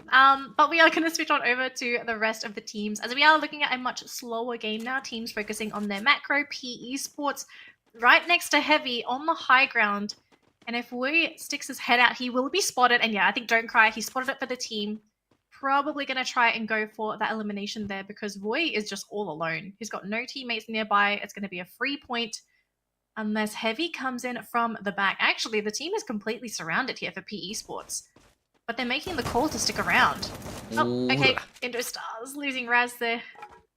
But it all split apart. First circle. Easy peasy lemon squeezy. Raz is back. Yeah, good feels like. I've got You're cash dead. for days, bro. You're dead. That's okay. I got you, boo. Money cannot buy you happiness, but it can buy you a few giggles and revives. Oh gosh, I thought you were gonna say goodbye life, but No, okay, not yet. not yet. There is a portal go from the high ground to the low ground, so we do have a escape option. If the team on the rooftop does decide to go down, but it looks like Homebois may have run into Expand territory. Now, Expand generally win these matchups, and it looks like Homebois still gonna play the sneaky game. Oh, yeah. Faiz just going down for free, doesn't even shoot back, and I think Luffy, he's like, all right, guys, they've spotted me. I'm gonna try and bring their attention, but it's just Crime. Crime can single-handedly go for this elimination. I'm really worried here for Homebois, but maybe RRQ might save this team because they are coming in from the southern side of the map. And Expand, they are out in the open. RRQ, what are you gonna do here? They see him, they see Fives. He's been spotted. Okay, we are looking at a 4v4 team matchup. Who's gonna win this one? Man, RRQ, what you gonna do? What you gonna do? I mean, if they come for Expand, like, whilst they're still in the circle, I might be a little bit more happy. The fact that both of them are getting tagged up, yeah, it's just circle number 2. I'm still not very comfortable, right? Because you never know. They might just be hanging on for one single point. Xroy gets knocked down. Crime gets that instant purchase right back. They know RRQ is going to be a pain. So it's all about whether they get the finisher. Portal go! But Axel, the speed, that 1 second has made the difference. They saw the portal. He switched his sides. And the crosshairs gets a sharp shot. Abay gets duds right back. But we are all equal for the numbers in battle. Axel with the flank around the right-hand side. Razor in a lot of trouble. Crime MKS trying to give him that backup as well. Glue wall on the drop. Fast and Razor slice down from up top. There is that backup from Crime as well. And Expand is eating up RRQ. RRQ, they do manage to get the buyback onto Razor though, so the team is not out of the picture as of yet, but oh man, Expand, they are really turning it up for this round number 2. Looks like Flash though in the meantime going to go for their own skirmish, trying to go for a elimination here onto Do. Oh my gosh, beautiful shot there coming in from Shin. But in the meantime though, Evos, Aim God, taking quite a bit of damage himself, just trying to hide in that water, but this is such an awkward position to be in. Oh, yeah. I mean, it's all awkwardness. It is a little bit difficult to aim down your sights, and now you gotta kind of push it towards the right-hand side as well. Diamond backs away. You don't know which little monkey's gonna be popping out at that wrong timing. Portal goes all laid out, though. They can make a little bit of a push in. Nindo Stars with a full squad revival lead, helping the team hold on with their dear lives, and they're set up here by Evos Divine, just baiting out Reverse Red Nameless for a quick tag in and out. Brings Diamond back in as well. It's a 2v2 grenade with an unfortunate bounce, but Diamond still goes down. Nameless circles around. Ray with the backstab. Bye-bye, Nameless, they say. And yes, it is good day with a pop from afar. The grenade launcher gets the job down. Exposi inside the glue wall is gonna be the Woodpecker. Tag after tag, but no drop just yet. Exposi gets away the nick of time. Oh, that was intense, but it doesn't end here because that circle is moving, and at some point you have to get in there. Oh, yeah. Reverse Red, though. Elimination leaders, 10 eliminations for this team. What a amazing start for them as well. And for Stolen Esports to be eliminated as well, this is going to set them so far back if they're the ones trying to aim for these points. But Posey getting caught by Evos. What a shot coming in from Abax. Oh, he's going to be proud of that one. I mean, we're talking about the recovery from Evos Divine. They got snuffed out early in Bermuda, but this is their map, baby. They know exactly each and every single nook and corner. They're making that work real fine. 9 eliminations in hand already for the Indonesians, but we switch on our sides to the Vietnamese battle. BE Sports and Heavy. BE Sports a little bit of an advantage here. 26 more seconds. This circle that the two heavy players are outside of is going to start hurting a little bit more. Movements needed. Reverse Red full squad revival as well. Saming says thank you for the engagement, but we are right back in action. It's time to go. They've got to break through this high ground at some point, but with Hans down, they're going to be at a numbers disadvantage here. So Wui and Tan doing their best to stay on this high ground. They're doing quite a bit to Don't Cry. Tan going to be rushing in. LBT trying to support his team, but now he's stuck dealing with Wui. Don't Cry now on the ground. It's going to be a 2v1. Tan, though, on a sliver of health. LBT does get that final shot. Now down to that 1v1, but LBT low himself. Wui loses the matchup. The low ground shots helping him out. Amazing stuff from PE Sports. Great coordination. And also the fact that their team on the low ground was also able to win their matchup. Looks like Reverse Red is going to be disposed of right here, right now. Team Flash taking a couple of pot shots. Expand now from the back as well. Reverse Red, 3 players down and out already. I believe they're still hanging on for their dear lives. We'll have to catch up with them in a little bit. Flash, on the other hand, pretty comfortable in the next defensive spot within the next circle. All right, this next circle is going to be a bit of a sticky situation for some teams. Thankfully for both R&Q and Falcon, they can find their own compounds unless they want to try and play aggressively. They're not really in a position to be pushed. Homeboys, they're going to have to deal with Evos, it seems. They're going to reveal Alif's position. The team is there, just slowly corralling Evos. Oh, he gets caught! Homeboys! Now down to their final player in a vehicle playing on the outside. I mean, Fies, if this man is able to place higher than 9th for the team, kudos to him because this is going to be a really tough one, especially with how crowded this circle is as well. Oh, I love the fact that we get to see now as well, down there at the bottom, what is the active skill card that the player has brought in, whether it's going to be a portal go. I haven't seen an additional skill beside the active skill, so I guess we don't get to see the active skill cards yet, but I don't care. This is a great improvement already. I just noticed that. How could I?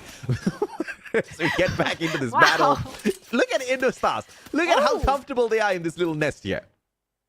I mean, look, you got to take advantage of all the terrain if you possibly can. Reverse Red, though, that was a shocking elimination, being placed in 9th place. Now down to 8 teams. RRQ really playing with that rooftop. Paul Ang just going to have to stay ducked. Dutz, in the meantime, though, he's going to have Falcons coming in from his backside. That's not going to be something that you want to be dealing with. Thankfully, the portal go will get him onto that high ground. So RRQ playing completely on that rooftop. The Homeboys. Oh, Fies. He's out in the open. Has been spotted. Oh, eliminated by Falcons. So unfortunate. Not surprised, but the fact that they got to the 8th spot, I guess they get a couple of points in there. We did see a couple of eliminations going to the side of Homeboys as well, so yeah, they're still bottom feeding.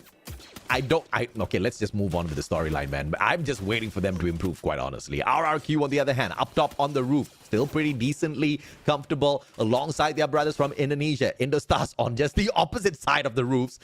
And now they've got Esports Divine joining down there as well.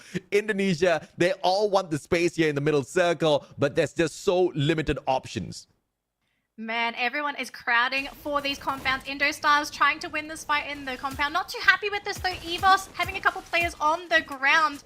Abak stuck on that low ground with his team. They're going to have to wait for these blue walls to expire or break through. But Indostars, they're going to do their best to just keep everyone off that second floor. This is going to be pretty intense. I want to know where this next circle is going to be because I think once you find out which compound this next circle is going to be at, everyone is going to go for that mad dash to try and get into that safe zone. So I think for now, we will see a bit of a stalemate unless someone decides to try and climb their building. Oh boy. Well, Indostars lucking out here. Circle just hunting them down. Esports Divine downstairs. Indostars up top. Indonesia just dominating this next circle. RRQ gonna have to try to do a number on the Falcons. Expand gonna stay out of this trouble. But the Vietnamese squad of the Flash right down there behind them. So it's all about who moves in here first. RRQ taking aim at Flash as they appear one after the other. Crime will sneak one away. Indostars go eliminated. And it's PE Sports knocking down their doors. What a turn of events happening within that battle. So Indostars now out of the picture. PE Sports, is it their time to finally shine? Nero sitting on a whopping 5 eliminations himself. In this circle, everyone looking to try and come in. RRQ chasing down Falcon. Flash going to be eliminated from the picture. We still have players on that rooftop just getting those free pot shots off though. RRQ, Razor fighting on that low ground, trying to break on through, but Falcon's doing such a good job defending that low ground and defending that window. But Razor, he needs to get those shots in. It's just not connecting. They can't get the knocks. RRQ can't find it, but Expand made a timely move into the circle. RRQ's nuts down on the ground, but no elimination just yet. Narrow chucking in those grenades. Expand has to be really silent here. They don't want to pull any attention towards themselves. Any undue attention will put them in a crazy little spot. Expand all for themselves. They've got this little house, but now this next circle is going to be a tad bit more torturous. It is all down to the middle. Expand needs to move. Falcons need to move. PE Sports and Esports Divine might just bite each other's necks out before those teams even arrive. It's all about who does things in the next 15 seconds. Oh man, Nero really wants to eliminate the players for Expand. He's got a free line of sight to do this. Falcon's going to be placed in 5th place, losing to RRQ. And now RRQ stuck within their own compound. Until that circle moves, they shouldn't leave it all but Expand. Their players dropping one by one. There's just one too many grenades being thrown in. Axel hanging on for the team as Crime MKS finally goes down. This is going to be one heck of an ending because PE Sports, sure, they get free shots on the rooftop, but this circle, it's going to finish within the compound. What do these teams do? Are they just going to try and outlast each other? Axel out. LBD says bye-bye, sir. Thanks for popping on out. He hit that mole right on the head. 14 eliminations. The Vietnamese squad looking for the top. They're looking for the 12 points out of placements as well. Evos Divine on the second floor. Down on the ground floor stays RRQ. This is just insanity. 3 more teams left. RRQ don't have the numbers to sustain. PE Sports, they might just medkit this one out. That might just be the case here, unless EVOS can somehow find their way onto that rooftop. But the circle, it is closing in. PE Sports going to bunker down on that ceiling. EVOS and RRQ, they're sort of waiting for that circle to come in. Once it's in, the ticking time bomb starts to kick in. Do you have the resources to outlast, or are you just going to try and go for these points? They're still waiting. This is so tense. The teams are taking it very slow. Dude's going to be going in for that first fight. Look at this PE Sports. They're going to drop in from the high ground. Yeah, they're going in for the battle. They don't want to leave this to luck. No medkits, baby, in their hands. They just want to go for the shots. And they've got the skills to do it, baby. The adrenaline pumping through their veins. Huang Ang looking for one. But a quick in and out. RRQ a bay high for the shots. Aim got down on the ground. LPT makes a quick deposit as well in their bank for another point in terms of the elimination. And now they might just have to deal with all of those medkits in play unless they want to hop on out of this window. Circle squeezing all of them in. Evos Divine with 2 more players. PE Sports can sacrifice one, but Huang An down here at the bottom. LBT finds ABAX. EVOS has just one more, and PE Sports well-deserved booyah. PE Sports, I mean, you said it is time for Vietnam to shine, and PE Sports have done it for the region. Oh, yeah. I think there were so many things that went absolutely right for PE Sports. Firstly, they had a fantastic position on the rooftop, and to be fair, they had the best rooftop in the entire game. They didn't have anyone that they really had to deal with from their 6. They only had to deal with a couple teams from in front of them and on either side, and so because they weren't sniped off from that rooftop, it just gave them such an opening to sit, to wait, and then once it was time for that final circle to kick in, that's when the team dropped in and they had the numbers advantage. It is so important going into that late game. If you have the numbers advantage, that's already going your way.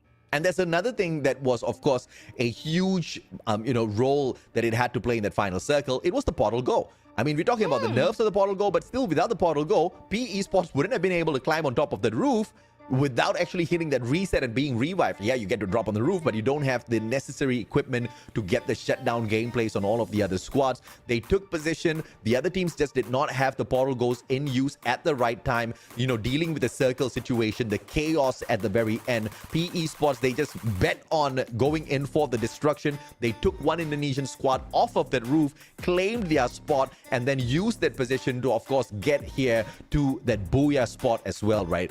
I mean, massive play for the Vietnamese squad, but they're still at that 12th spot. This is not enough hustle just yet. We need to see consistency as usual from all of these teams. Always going to get that consistency. But I mean, the team, again, this is just going to impact them positively when it comes to their emotions. I will have to say, I loved the fact that they decided to play patient going into that late game because they knew they had a great place on that rooftop. And knowing some teams, some teams would have maybe gotten ahead of themselves before the circle, final circle started to close in. They may have dropped in from the rooftop ceiling holes. I don't know what you call those, but the holes in the ceiling. They would have dropped in and tried to raid the lower floors. They didn't do that. They waited until the teams in the compound engaged one another, because when that happens, it means that attention is drawn away from you. And so you can come in and surprise everybody and I mean, not really win the game, but use it to your advantage to push that game into your advantage. So PE Sports really glad that they're playing their A game today, because they could have played sloppy, but they didn't. I there's just no denying whatever you've said, right? I truly agree with each and every single one of those statements. You can't deny what they have done. In fact, so many teams at a phenomenal level of performance here. And I think they better enjoy this sort of a pacing, because it's all that chaos about that meta update. Players are still trying to get adjusted to the new pacing of these matchups. So we may just see a little bit of an extended chaos here. But let's take a look at the interview segment and see what these boys have to say for themselves after that booyah.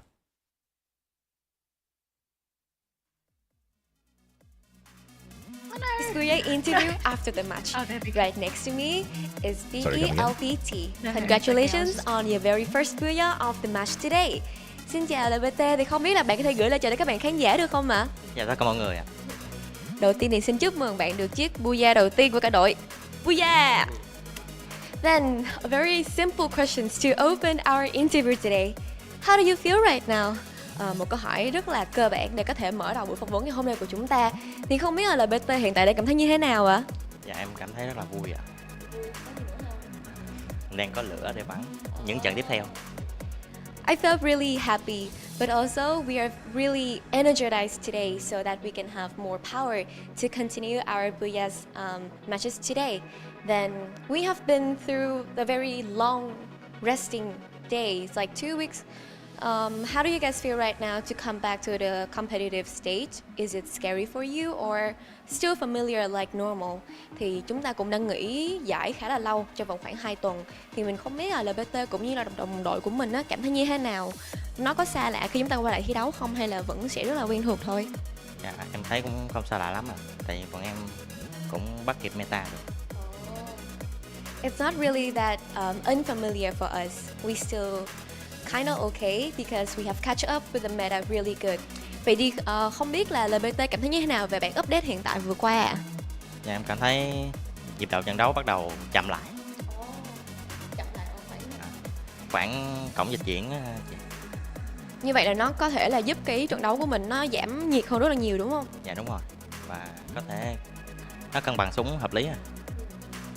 So, about the previous update, LBT feel like it's really slowed down the game, especially for the teleport, and also the balance of the gun has been balanced everything out. So it's really good for them so they can catch up with the game. That is why LBT feel the game is more or less intense for them. Then, again, so we finally got our booyahs. How do you guys will make it out through this week by farming the points? Thì mình không biết là hiện tại chúng ta cũng đã vừa đạt được cú booyah rồi. Thì LBT cũng như là đồng đội của mình, các bạn sẽ đạt mục tiêu của mình là thứ hạng bao nhiêu ở trong ngày thi đấu ngày hôm nay đây ta? Em nghĩ là thứ 9. Thứ 9 á? Vâng. We are aiming to the second 9, the place 9 of the ranking points right now. Then, thank you FPT so much, and I hope that your team and all of other Vietnamese team will achieve more and more booyahs today. That is the end of our interview. See you guys next time.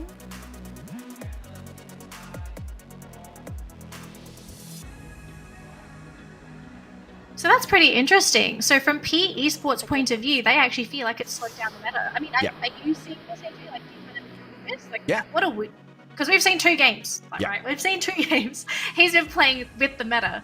But it does seem like that is the case. We're seeing more teams make it so late into these matches as well. And we're seeing people farm so many points, even though every team is still within the game. I think the meta has definitely shifted to be slightly slower, especially with the extra nerf onto Tatsuya. You don't really see the Rebel Dash on the battlefield anymore. Sorry, the Rebel Rush out there on the battlefield as much. It takes a little bit more time for it to recharge. And yes, you do have those 2 accumulated uses, but with a 1 second cooldown now between each use, having it replenish a little bit longer reduces the usability of the character out there on the battlefield. And of course, the adjustments for the weapons as well, just like what you heard Nero say out there earlier. Your Bisons, you don't see them out here as often. You've got a little bit of a 10% nerf on that damage. You see the Trogon getting a little bit of a nerf on itself as well, alongside the Charge Buster, which takes a little bit longer for those charges. The range has dropped. But we haven't seen the double vectors though. That has made a slight comeback in terms of the adjustment made, but we don't see the abusing just yet. It's been such a long time since I've heard the name Double Vector in Free Fire. We've been getting a lot of Trogon. We always see the Woodpecker, but yeah, it's been. I remember when it was the Double Vector meta, and I just thought, oh, well, this is the only thing anybody needs to use. But pretty cool to actually have it come back. We'll see if this does become a permanent addition. It might just be teams experimenting and trying to figure out, are the numbers worth it? Is this still worth investing, or can we just go back to the old reliables, which were the pre-patch weapons? But just seeing everything that he's talking about as well.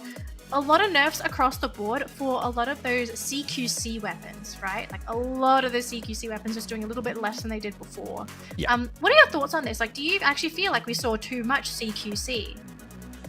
Yes, I mean Tatsuya was being pretty annoying with that as well. I guess you could just name it as a decent experiment, right?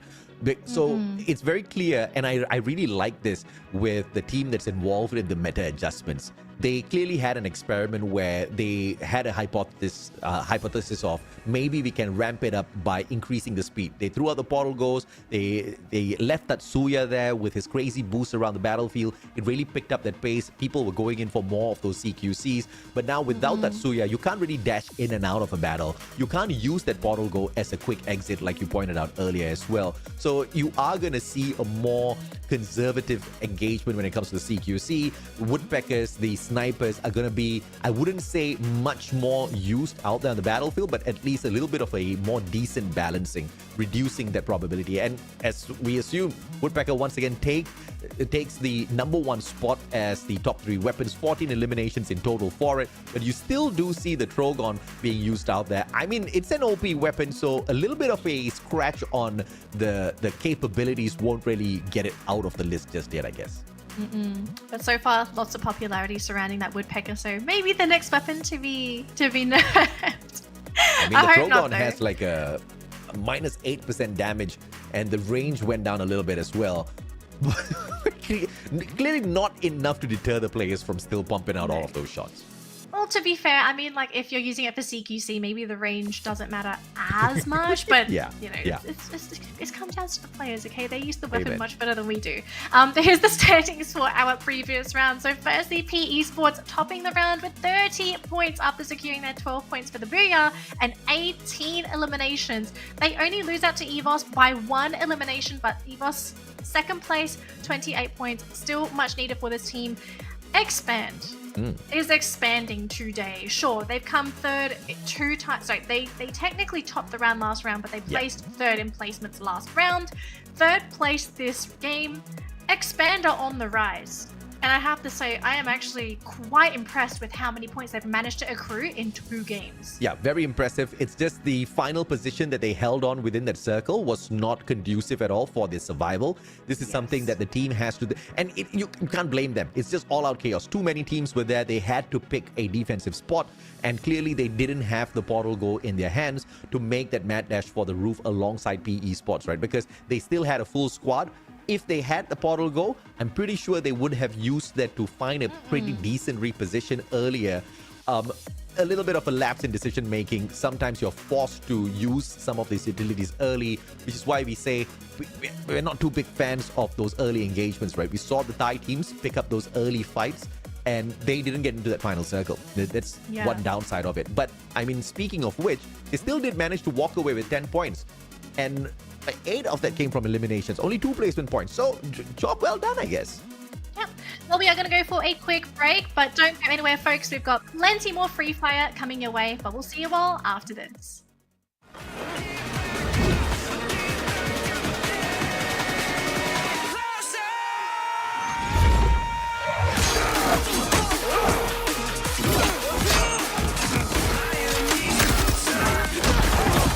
Supplier! How'd you like them apples?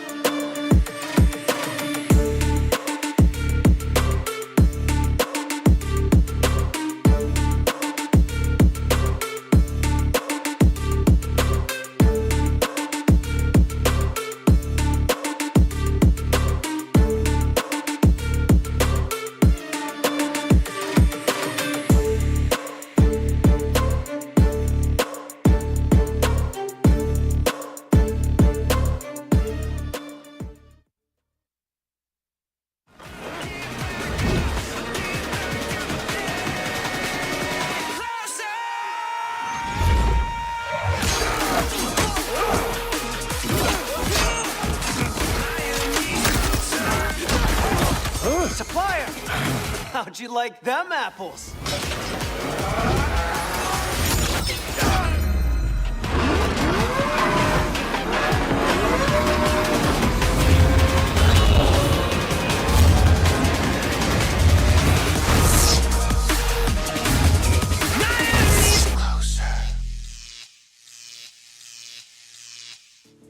Hello survivors and welcome back to the Free Fire World Series Southeast Asia 2024. We've just wrapped up our first 2 games of the day, meaning we've got 4 more to go, but that's 4 more action-packed series that we're all here ready to enjoy.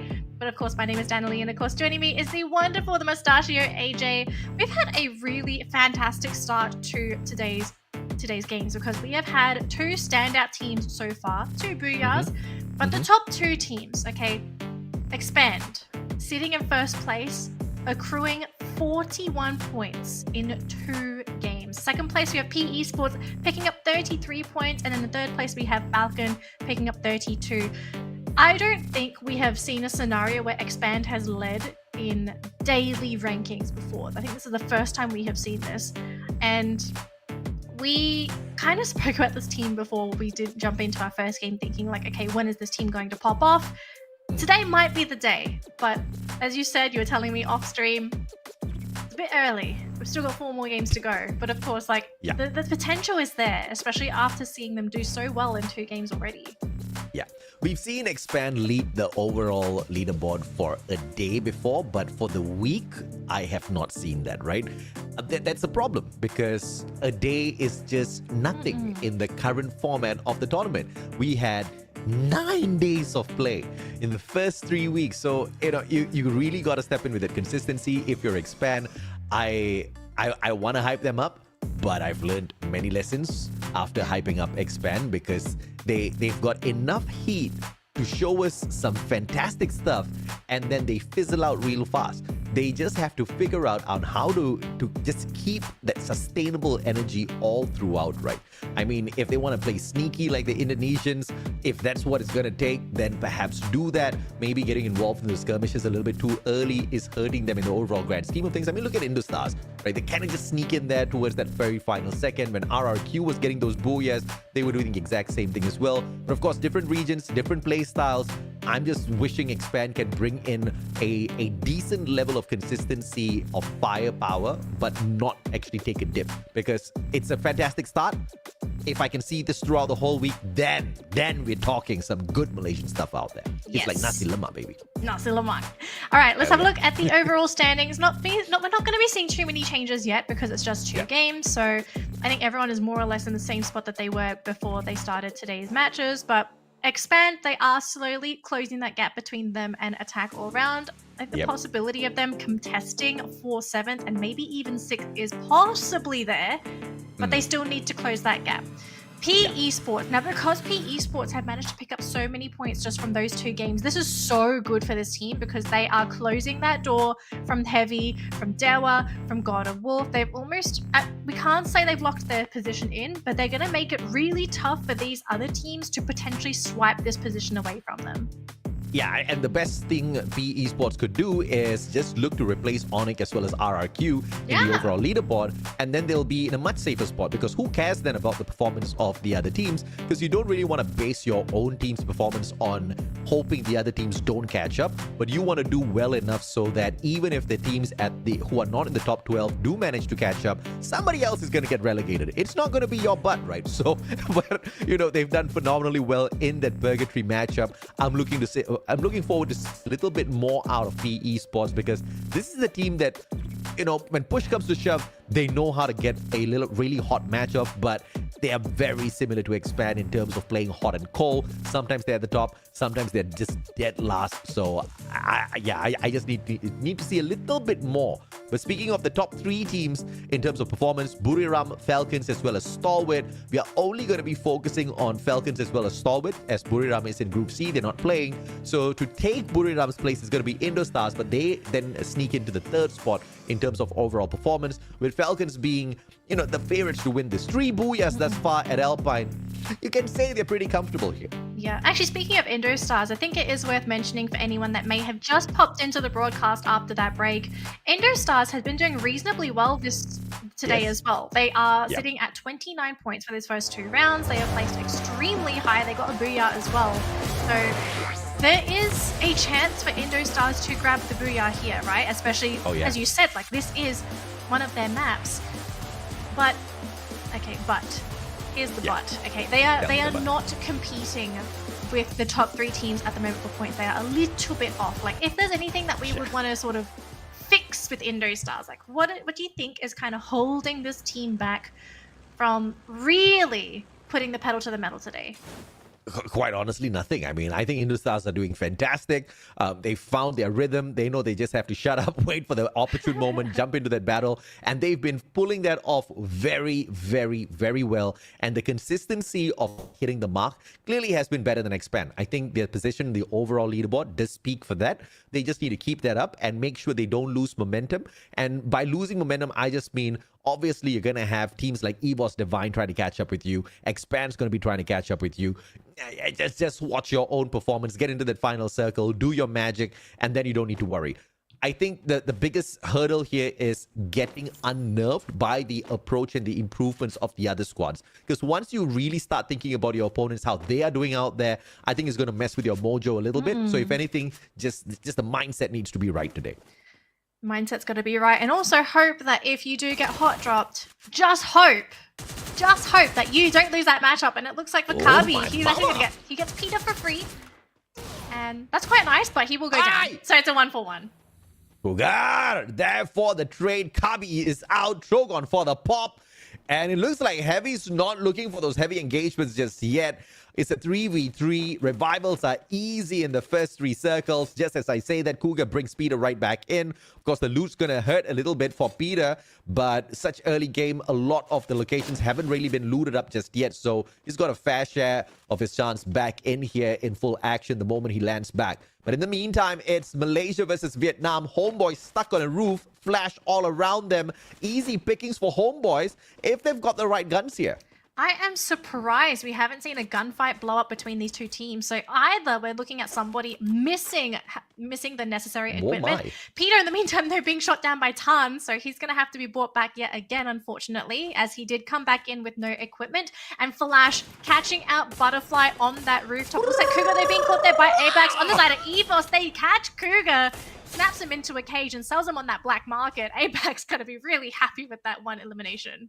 Yeah, so this is what we were talking about, right? Yes, you're acquired. You know, is it going to boost you up to the top, or is it going to make you maybe a tad bit complacent? You know, or maybe you want to rush up to the top, but now you've got that extra pressure of a brand. Now just you're breathing down your necks like you better perform, and that might just make you crack, right? A lot of factors here that could go into as to why we see Falcons struggling today. But once again, pocket market, baby. As long as you've got the coin, you get to buy that revive. We'll just need to wait and see if or not they can find a little bit of a better readjustment the moment they land back in here, because they're still being pretty heavily hunted, pun intended. Yeah, so X-Roy might be jumped on by Flash, but his team is nearby. What's the plan here? Are they trying to use X-Roy for vision? Is he just trying to bait them in? Because Expand are pretty spread out. Volley is going to be the first one to sort of hop in, and he does get shot down, so really great ambush coming in. Oh, Volley walked into that trap like nobody's business, but X-Roy does finally get caught up by Yanbin from the Beehive, so now we're back to a 3v3 here, AJ. Yeah. Volley, though, still stuck on the ground, and it looks like Expand, they can't actually finish him off, so they might just leave him to be picked up. No. They cannot afford this because Roy got traded out instantaneously. Grenade's going to be chucked on in, but early game, so they don't really have a lot of those utilities. Here comes Flash now, flanking around from the left-hand side of the wall. Axel gets tagged up. Glue wall erected now by the 2 players on the side of Expand. Crime MKS with a quick reposition, but he gets tagged up by the Homer that quickly reveals his position, and Expand says they do not want to stand by here to catch up with them. Portal go up to the roof, and now Flash has got the positions in check in a 2v1. Crime still surviving. Fire is backing away, but Wally and Shin do hit the high notes against Expand. Flash waking up today. Now up to 7 eliminations after this engagement. They do try to go to the rooftop. Oh, Volley gets cut down immediately. X-Ray doing quite a bit for the team so far. Shin having to throw that glue wall down because he was scared of being shot down by the Axel, who is now on that low ground. X-Ray, though, does finally get shot down thanks to Poppy. Flash now up to 8 eliminations. They did not eliminate the team, unfortunately, but they are the elimination leaders 4.5 minutes into the match. And this is exactly why I say, even if you are Expand, even if you are at the top of the overall leaderboard in terms of performance today, means nothing, right? It's very easy for them to falter, not because they're bad.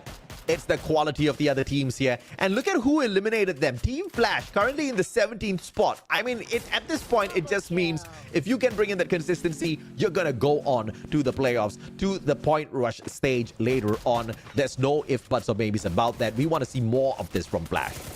Continuing on though, it looks like Falcons just going to try and go for some easy knocks, easy eliminations. ABAC's going to be going down. Looks like Indostars though, putting a little bit of pressure there onto Stalwart Esports, catching Cypher, who is all alone. His team is nearby, but they're not close enough to go for that safe revive stop. In the meantime though, going to catch out Liam.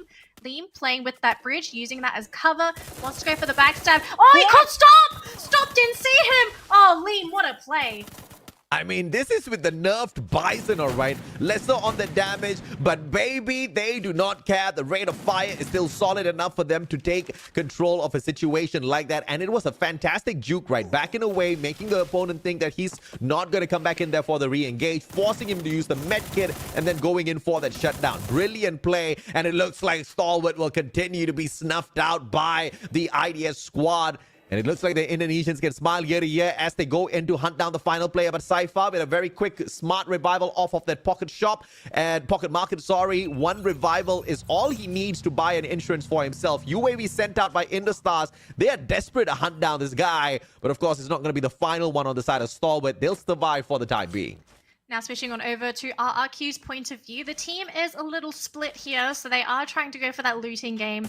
I'm quite surprised that we're seeing RRQ again just go for this playstyle that they have fallen back to in those previous weeks, where they split up very risky, high reward play if they do manage to have it work in their favor. But if they get caught out, that could be a very dicey situation for the team. Back to Stalwart's point of view, again, we're just not really seeing anything happen for this team. They're just going to go for that looting game, as Do was revived. But back to Heavy. They've caught Flash. Is Heavy prepared to deal with Flash? I mean, Flash is prepared to deal with anyone, right? I mean, they've snuffed out Expand already. They've got all of Expand's loot. Now, Heavy's a team that is doing overall better than Flash. Both Vietnamese squad know each other really well from their local circuit. So it's all about who's the better one with the loot. Shin makes one mistake, and quickly with a crossfire set up here by Jonah as well as Vitan. Vitan now using the portal go as well to make sure Wally does not run away. RGS50 in for the pop. Vitan circles around, Woodpecker in hand. Poppy has managed to get away for the time being, and it is going to be the Tatsuya burst. He catches up, but the gun in hand though. Can he take a CQC? Yes, he does have the Bison, but he does have that backup there as well. Poppy down on the ground. Heavy quickly surrounds him. Oh my goodness, Heavy coming in with the ambush play. It definitely seems like Flash were just not ready for Heavy to come in, but the ambush, getting that quick pick off, and the surprise with the portal go play, really just breaking this team down. I mean, this round in particular, AJ, it just seems to be a round full of surprises. You think one team has the upper hand, and then all of a sudden you have an underdog coming in out of nowhere, snapping up eliminations and just getting rid of teams. Yanbin's all alone as well. Does he have the money to buy anyone back? We call this the new meta chaos, right? If Yanbin can survive for a little bit more, he should be able to, because even if he does not have enough money, he just needs to get one player eliminated somehow or other. Pocket shop still there. Circle number 3 still not here yet. But Yanbin does not have enough time to get that complicated run for the team. And Team Flash performed so well against Expand, couldn't get the full job done, and a little bit of a loss in momentum.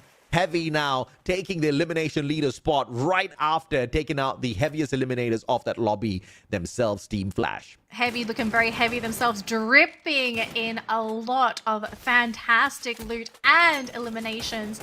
Looks like Reverse Red, though, going to have to deal with God of Wolf here. They are going to try and gatekeep the team, because God of Wolf, they have to run through a very open space. But hang on a minute, it's going to be Reverse Red themselves, sending in Diamond, looking to try and rush in and create that opening for the team. And God of Wolf, they're bunkering down. This is going to be a very scary situation for this team. Reverse Red should be able to win this out. They used a portal. They're out.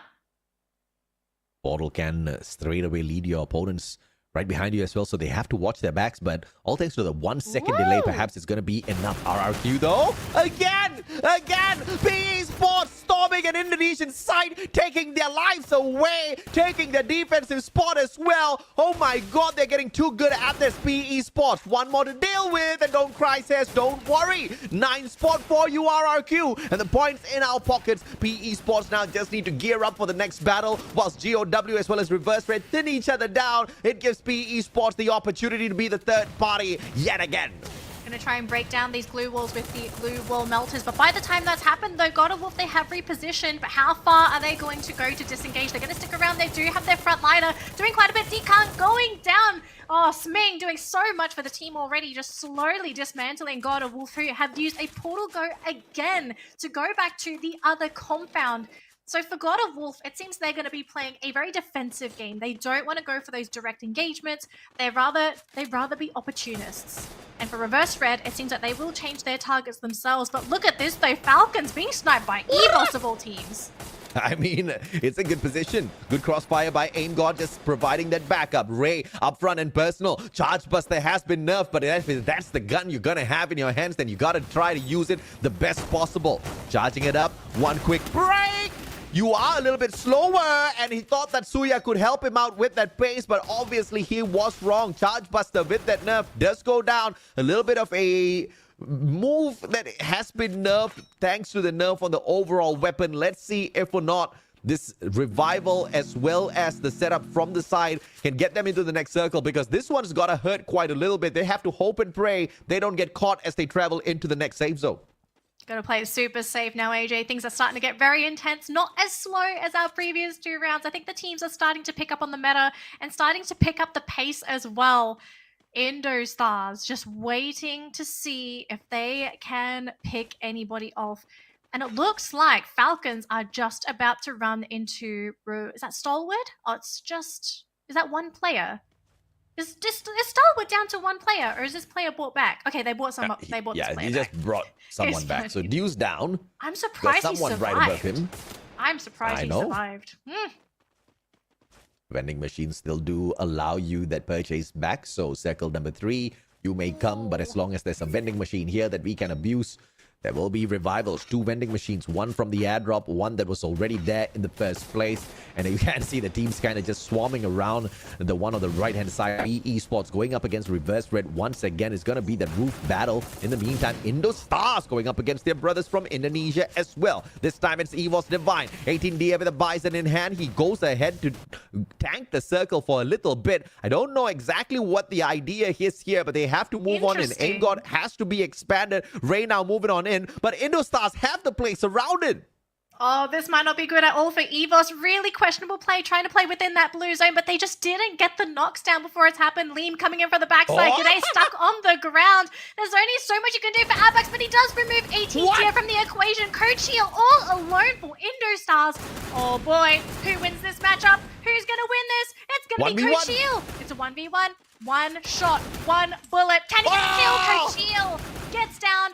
Easy pickup, and that's going to be it for Indostars. EVOS are going to go into this late game with 3 players. Yeah, that's a GG. EVOS Divine now, the elimination leaders with the 8. They keep replacing each other, so no record broken thus far just yet. Falcon from the opposite side looking to take advantage of GOW, who found themselves a decent enough defensive spot, but the circle is moving. They'll have to evacuate this defensive spot soon, but right outside their doors stands Team Heavy. PE Sports once again taking position on that high ground. Portal Go puts them back into a decent enough position. LBT needs to go in for the pickup. Narrow back up on his feet already, and Reverse Red Saming doing a number. Narrow down on the ground. Diamond holding on. Don't cry down as well. PE Sports only have LBT to depend on, as Hao Ang gets stuck with 3 players from the side of Reverse Red. It looks like it's all over for PE Sports. Oh, that was just not the play, unfortunately. We do see a vehicle being picked up here, and LBT, he manages to drive one out. But how far can he go, though? It does finally break an LBT. Can he get 1 elimination before before he goes down to this blue zone. He's actually covered himself inside those glue walls. He's going to try and survive and outlast, but I mean, you've got so many players here from Reverse Red ready to take him down. LBT removed, but Diamond, though, does get knocked down in the process, and Reverse Red, their player, is going to be outside that blue zone, so very tricky situation. It's going to be down to 3 players here for Reverse Red, especially with this late game. And look at this circle, AJ. This is disgusting. There is no compound. It's right next to the road. It's open spaces. I hope these teams have their glue walls ready. You gotta love all of the action out there on the battlefield. Good survival by PE Sports. Just couldn't hold on to the very bitter end. Now, 4 more teams in here. Falcon looking solid with the most number of players on their side. Every other squad has only 3. We're talking about Reverse Red, Esports Divine, both coming on in here looking for that booyah. But Team Heavy is in a great position as well, sticking their noses out of all of this trouble, just looking to find their way in towards the next safe zone, trying to make sure they don't pull the attention of Reverse Red in the meantime. Falcons are coming. They actually want to try and go for EVOS, it seems. Heavy, though, closing in onto the other players on the side of EVOS. EVOS is split. This is a really surprising situation to be in, but Heavy gonna start lobbing those grenades at Abax and G'day. So far, the grenades are not connecting. The glue wall melters, though, gonna be causing them some issues, but look at the backstab from Reverse Red. They catch G'day, and now it's just Abax runs into Heavy. Is there anything that he's going to be able to do here? He's just trying to survive for the team. He is all alone. Falcons have a clear opening on the right-hand side, on the bottom left-hand side. Reverse Red going to be occupying the right side, closing in onto Heavy. Looks like Falcons are going to play as patiently as possible. They are in no position to actually press the issue. Abax going to go down thanks to time. This is going to be the opening. Now down to the final teams remaining. Heavy with 3, Red with 3, and Falcon with 3. I mean, this is just beautiful, right? The double team between Reverse Red as well as Heavy there to just eliminate the squad in the middle. All of those grenades. But now look at Falcon sweeping on in to shut down Reverse Red. Looks like the horses can't gallop on away. Exposy, though, tries to hold his ground. Cosq circling around alongside Peter. The Charge Buster in hand, but it's a little bit too slow against the Trogon. Trogon gets the spot. Heavy hitting from the back. They're taking away lives from both Reverse Red as well as Falcon. Heavy perhaps the biggest winners here. Reverse Red not going to be able to compete anymore unless that Horizon line puts him right back onto his feet. Reverse Red once again stand a chance. Cosq down and out already. Heavy focusing on the Falcons. 1 more player to go. Reverse Red just gonna stay silent. Starming building up all of these solid blue walls, very low on that HP. Finally he's out, and Falcon the final one to fall. Heavy with a massive booyah for themselves to keep the spot in the top 12 this time around. But unfortunately, PE Sports performing decently enough as well will make this task of catching up a tad bit difficult, Danny. It's gonna be difficult, but I have to say, Heavy, I want to remind all of you as well, before going into this matchup in particular, Heavy had only picked up 1 point today. So this is already a massive improvement for this team to get the booyah. And I think before we switch to the top-down view, I remember seeing this team holding 13 eliminations. This is massive for Heavy. Yes, I think it's still going to be a Goliath of a task to actually make it up, but this is a step in the right direction. Absolutely. I mean, yeah, I'm gonna hop on the whole consistency thing once again, but you know, let's give them a break. They just made it back in here. We were expecting this sort of a performance a little bit earlier in the day from both of the Vietnamese squads. We were talking about Heavy as well as God of Wolf, but you know, they weren't that lucky in the initial 2 games. Like you said, just a single point picked up. So picking up this booyah here is massive for them. But either way, every time Vietnam picks up a booyah, Husky will smile a little bit extra. I see where we're going with this, but yeah, it's nice to see some of the underdogs starting to pick up these booyahs because, like, again, I said this before, everyone that's competing within the tournament here, they are all world-class players from their regions. They made it here because they are all the most skilled players, the skilled teams within their regions. And so to see Heavy pop off like this, it's just so nice to see some fresh faces. I mean, maybe this is the turning point for Heavy, you know, after those first 2 games. Now they're on their upwards trajectory to make it to that top 12. Like, this is a very big wish, I suppose, a very big prediction. But at the end of the day, the players' fates are in their own hands. Like, they are in control when they're the ones playing the game. Sure, there's going to be some luck involved, but you do have a lot of control when you are still playing the game. You're the one calling the shots. You're making the elimination plays happen. So, Heavy, if you're gonna have to press the go button, I would love it if you pressed it now. Yeah, Heavy has got 3 more opportunities. They are now 25 points away from making it into the top 12. So getting it done in the next game might be a heavy ask for Heavy to perform twice in a row, hit that booyah, manage to sneak away the 26 points. Obviously, if they get the 25, they are going to be taking Onyx Olympus' spot because Onyx Olympus is in Group C. They're not in play today. And if they can do that, they still have to perform 2 more games back-to-back after that to close off the day with a decent enough lead onto Onyx Olympus before Onyx plays tomorrow. So it's a lot to ask from Heavy, but we've seen this team hit those heavy shots, get those heavy points in the past as well. This consistency this time around, because of the quality that we have at FFWS SEA, it's Southeast Asian level at the end of the day. Like you said, creme de la creme of squads, right? It's gonna be a tad bit tough, but we all hope they get it. Well, it looks like the interview is ready, so let's see what Heavy have to say after a splendid finish and also their first booyah for today. Hi everybody, welcome back to our Vietnamese Booyah interview after the match. Right next to me is Heavy Kabi. Can you say hello to the audience please? Xin chào Kabi, thì không biết là bạn có thể gửi lời chào đến các bạn khán giả được không ạ? Xin chào tất cả mọi người đang xem livestream của Huyền thoại sinh tồn. Congratulations on your booyahs today. Then how do you feel right now? Thì lời đầu tiên là mình xin chúc mừng Heavy cũng như là toàn bộ Heavy, các bạn đã giành lấy được một cú booyah rất là xuất sắc. Thì không biết là tâm trạng bạn hiện tại đang cảm thấy như thế nào ạ? Dạ, tụi em cảm thấy thoải mái hơn. We feel pretty relaxed after the match. Then I have seen that the first match and the second match is kind of rough to you guys. Can you tell us what happened? Thì mình thấy được rằng là ở trận đấu thứ nhất cũng như là thứ hai thì chúng mình hơi gặp một chút khó khăn. Thì không biết là Kha biết có thể chia sẻ cho chúng mình nghe về những cái trận đấu đấy được không ạ? Dạ, chắc vì tụi em bắn với thành viên mới thì chưa có hòa hợp được nên gãy 2 trận đấu. Thì không biết là Kha đánh giá như thế nào về thành viên mới ban huy của chúng ta ạ?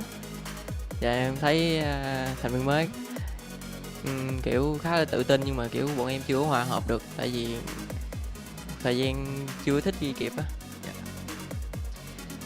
During our first and the second match, we feel like our new members, Wang Hui, is a little bit difficult and hard to catch up with. So we need more time so that we can find the compatibility between us that we can make a perfect match in the next time. Then this third match, you guys successfully achieved the very first booyah for your team. Then do you feel the pressure is getting lower? Thì cũng như là trận đấu thứ ba này chúng ta cũng đã giành lấy được cú booyah rồi, thì nó có xoa dịu cái tình trạng khá đáng báo động của cái thế hệ hiện tại của mình không bạn? Dạ, tụi em cũng không biết nữa, nhưng mà tụi em sẽ cố gắng hết mình. Thì hiện tại là bạn đang đánh giá như thế nào về cái lần quay lại của mình sau một cái thời gian nghỉ rất là lâu? Cảm giác như mới bắt đầu mùa giải, hơi run. Since it's our time, we started to play again after we come back, like after 2 weeks we having rest. It feels like a brand new start to them, and they feel pretty okay with it, just a little bit of shaky. Then bạn nhắm được hôm nay là chúng ta sẽ có được bao nhiêu con booyah nhỉ? Chắc cố gắng được thêm một cái nữa. We will try our best to achieve one more booyah. Then again, congratulations on the very first booyah for Heavy today. Do you have anything you want to say to the audience, but also your fans? Thì một lần nữa cũng sẽ chúc mừng mọi người, và mình mong là mọi người sẽ có những cái màn phong độ được giữ vững như thế này, cũng như là được chiến đấu tốt hơn. Thì Kabi có lời nào muốn gửi đến các bạn khán giả cũng như là fan hâm mộ của Heavy không ạ? Các bạn theo dõi tụi mình 3 trận còn lại nha. Please follow us until the rest of the match today. Thank you so much and see you guys again.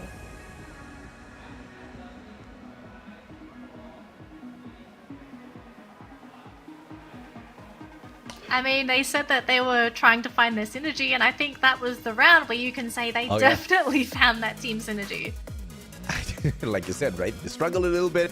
They found it back. It's all about keeping it now. Up against Onyx Olympus that's not playing, obviously that's going to be easy. Up against P Esports and RRQ Kazu, who are not too far away from them. A little bit of extra effort needs to go in there. Consistency is going to be the key word here. As long as they can keep it up, they have shown that they can keep that heaviness up. It's not just them, right? The whole of Vietnam rising to the occasion this time round. Even Team Flash having some flashy plays there before getting taken out of the equation. Actually, that's a great observation. Like, Vietnam is really popping off as a region. Like, sure, we did see a couple of like very shaky moments for some of the Vietnam teams, but we've had 2 Vietnam teams get booyahs today. And we've had Heavy get their first booyah today. So this might be a sign where Vietnam is really starting to kick into gear, and it's no longer the, as some people might say, the era of Indonesia. It might be the era of Vietnam now, which is really exciting. I love seeing all these different regions have their moments to really shine, because it pushes the competition forward, because we have seen so much attention being driven towards the Thai teams. And let's be real, I think we all love to have a little bit of variety in our lives, especially when it comes to our viewing experience. And so to see Vietnam starting to rise in today's matches, I kind of wonder, like, are they the teams that we should be really looking out for now? Like, have they been sort of taking things easy up until this point? Are they trying to maybe prevent the target from being put onto their foreheads? I do not want to discount what they have been able to do in this matchup, but looking at the active passive skills that they are walking in with, that doesn't seem to be a lot of adjustments. You're still running the triple Tatsuya, A1 to 4, but it could also be a scenario of, if it's not broken, why fix it, right? Yeah. If it's working for them, if they are, but it's still a little bit more skewed towards those CQCs, which may be a problem. And I say may because they can prove me wrong later on, because you do have the nerf onto those CQC guns as well. The Bison, the Trogon, the Charge Busters that used to be abused in the past have all received nerfs. The game is a tad bit slower. Tatsuya had a nerf as well. Your Portal Go has had a nerf. So this might be a terrible idea if they want to just hold on to this. But if they can hold on to something where other players do not suspect as viable at all, that could just be their trump card. Yeah, I'd love to hear like their thought process when it does come to their weapon of choices. Like, is this something that they sort of fall back to for every game? Because we don't get to see every team's inventory, unfortunately, unless we cycle through and we're in-game, which we don't have access to the game itself. But I would love to see what equipment everyone has, what like I said again, right? Like, I want to see what everyone is running now, because everyone has a different understanding of how the meta is, and we are starting to see some changes. Like, sure, Heavy is playing how they did before, but maybe for all we know, maybe they just thought, okay, in this particular game, this is our best play style. We kind of don't have that information. I truly do agree with you, and I mean, it could just be a factor of the map as well. Alpine is a decently small map. Those rotations are pretty tight. You've got a lot of those small compounds to work around with. So even if the nerf of those CQC combat guns, you still have to abuse those guns because of what the map is kind of designed like, right? So with Heavy bringing in the meta for that, so we could just see the meta kind of leaning towards certain maps a little bit differently. It just could be a scenario like that, and Heavy just not wanting to let go of the triple Tatsuya burst alongside the A1 to 4 could just be the ones who have accidentally or perhaps even intentionally stumbled upon this perfection, right? 16 eliminations with the Booyah is a very solid run for a team like Heavy. I mean, they have like what? They got 28 points, and that's on top of the 1 point they got today. Yeah. That solid stuff. That's extremely solid for the team. So they've got to be proud of themselves, but the chase continues. Just continue to chase Onyx, and on the day that Heavy does compete against Onyx, I actually would not be surprised if they just maybe try to go for hot drops onto Onyx. But that's a story for another day, because of course Onyx is not playing. They can chase PE Esports as well, because they are playing today. So that is going to be a reasonable goal for this team to go for. But okay, I know we were talking a little bit about all of these CQC weapons and you know, Tatsuya coming into play, but we're jumping into Kalahari next, right? This is arguably the map to play long range, especially with all the elevations. Portal Go will still be very, very important, but I'm really keen to see what's going to be the weapon of choice for players coming into Kalahari with the meta changes. Like, will we see more things like the Woodpecker, or are we still going to be seeing a lot of these CQC weapons? It's a fantastic question. Before I'm not asking for answers. I think mine was just sort of like a statement. No. I'm waiting to give you an answer for that one, right? But before we go there, though, Buriram, Stalwart, Reverse Red, obviously the highlights when it comes to this map. But when we drill down to specifically groups B and A, Stalwart, Reverse Red, they take the cake for the dominance here, followed by Team Falcons, right? We drop Buriram out. So these three teams, I would say to a certain degree, have been struggling thus far today, right? They haven't really been able to hit their high strides, get in there with those back-to-back potential booyahs, at least get the top 3 for themselves. So they've been tortured. This could change today, looking at the momentum that has been picked up by some of these other squads. Maybe, but it looks like, AJ, we are ready to jump into match number 4 today. Oh, yeah. Time to find out who's going to be getting our 4th booyah of the day. The map is Kalahari. Let's jump into this. The massive sandy dunes, a massive map. Curious to know how teams are going to be playing on this. Is it going to be as quick as we saw in our previous map? Because on Alpine, it's a small map. We did see the team sort of ramp things up a little bit. Kalahari, much, much larger. Are we going to go and slow things down yet again? So to answer your question earlier, right? Please. Meta, Kalahari. This is the beauty. Remember how those grappling hooks, or very specifically called the hook gun in the game? Yeah, it's now available for sale at the vending machine for 200 coins, which is very cheap. And of course, there's a purchase limit, 1 per player. So you're going to have a lot of these players repositioning to those roofs, and also the play by P Esports earlier, straight to the roof with that one team having that opportune moment, opportune item, which is the portal go in their pockets, might not be the game changer this time round because of the hook gun. Hook gun allows you to quickly reposition from the ground towards and to deal with the higher terrain elevation that Kalahari kind of gives you out there, right? In the past, you had to loot it up. Now you get to buy it out straight up. Oh, Cougar being spotted there by RRQ, unfortunately. Does scout out for the team, and this is very common play for Kalahari that we've witnessed in the previous weeks. Like teams, they will send out scouts to just sort of spot things out, but it looks like for EVOS, they're actually looking to make a play happen up against Homebois. Look, Homebois have had a really rough day today. This team has just not been able to get off the ground, and unfortunately, we might just be seeing a similar case here on Kalahari. They've been having a rough tournament. What are you talking about? Not a rough I'm gonna day. give them a chance today, okay? It's a fresh start, but apparently this is not a fresh start. They do still have Butterfly on the field. They have decided to go for a buyback up for the side of EVOS. G'day is going to be coming back in, but just, yeah, this is not a way to start a game of Kalahari. We've got butterflies on the field, butterflies in their tummy. In fact, those butterflies have not left ever since the start of this tournament. It's been jittery all around. The one good thing Butterfly did manage to do is bring a revival back in. So Homeboy still alive and kicking with the one player out there. We'll just have to wait and see how he does. It's not going to be a severe disadvantage since you do come back with a 50% off your coins. RRQ losing 2 players in a cross engagement against a very strong team as Reverse Red. Let's see if they can recover this one, though. One player already exposed and taken out of the equation. A Bay High still managed to hide away. So that's going to be a pickup. Just 1 player lost there for RRQ. Yeah, just 1 player loss. Although Reverse Red, Sming, he spotted out RRQ and is going to try and go for those pot shots. It does not connect, but it has revealed their position. So I hope they're ready to take this on. EVOS, though, running into Expand this time, and Aim God already going to be taken out of the picture. ABAX, though, shooting from that window. Not going to be too lucky as G'day gets immediately taken down in this fight. Expand still sitting with 4 players on the field. And wait a minute, we have God of Wolf coming into the fray as well. Maybe they heard those gunshots. We could be looking at another clash here.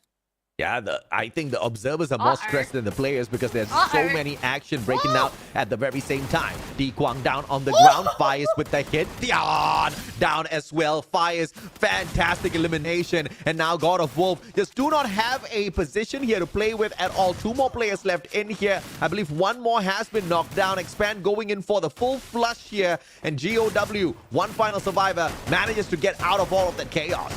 Oh, so much dancing happening between these teams.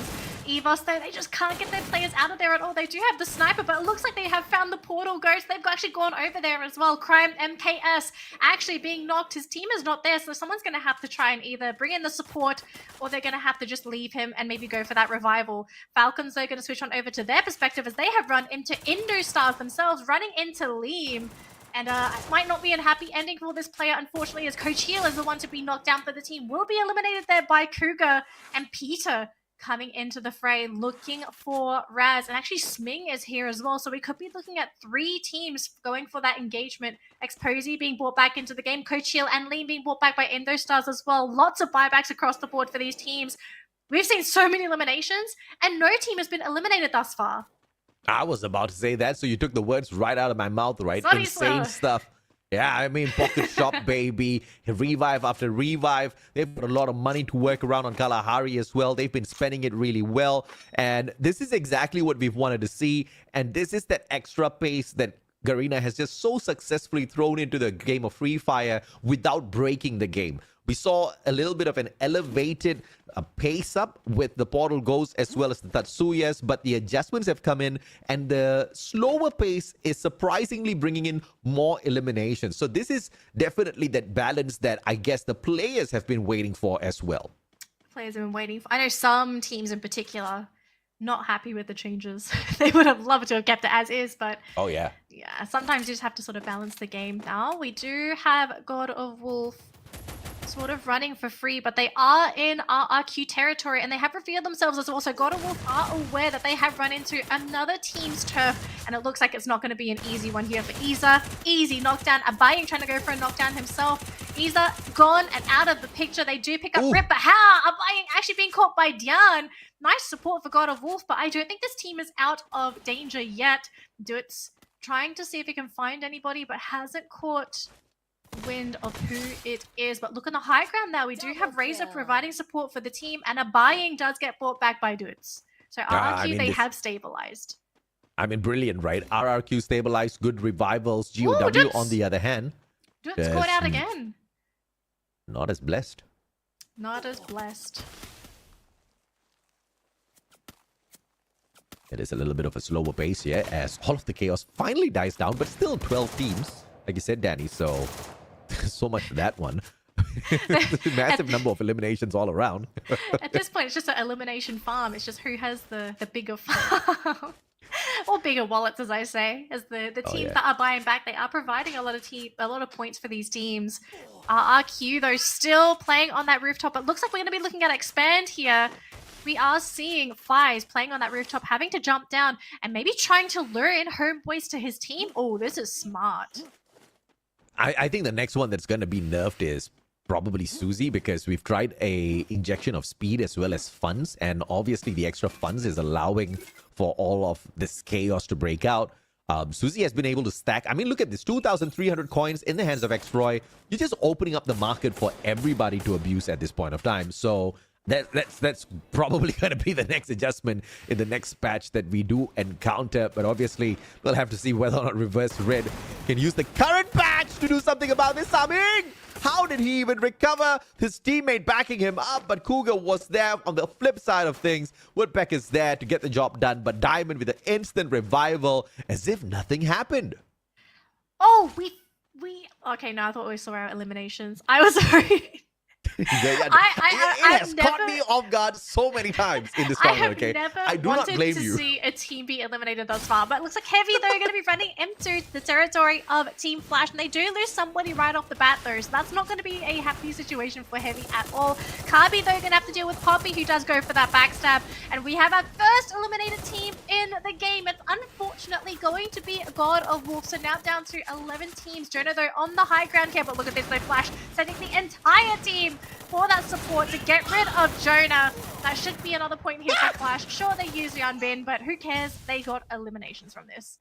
I mean, you gotta respect Jonah. He had like 1 HP there, still managed to knock Yanbin down onto his butt before getting removed from the equation. I ain't gonna go down without a fight, he says. But it just meant absolutely nothing. None of his other team members were there for that recovery, for that backup, to get the elimination point at the very least. So yeah, he went down fighting, but it was a useless fight.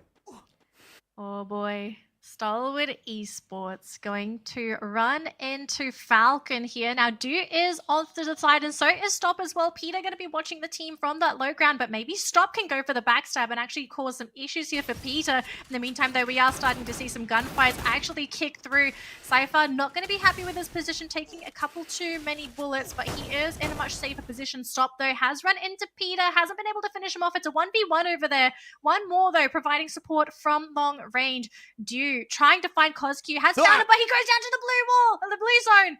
Oh, that's not going to be happy there for Dew. Cosq does finally go down, but we are looking at a couple of awkward little mini fights here, as we are still seeing that 1v1 off screen. Falcon hasn't really gotten that Saudi buff, bro. They are just getting the floor wiped with them. Stalwart, super decent. They are behind them in the overall leaderboard, but not so much in the performance of today. One more gets knocked down as well. 3 players eliminated. In fact, Falcon has been eliminated. Your scare earlier has been turned into reality.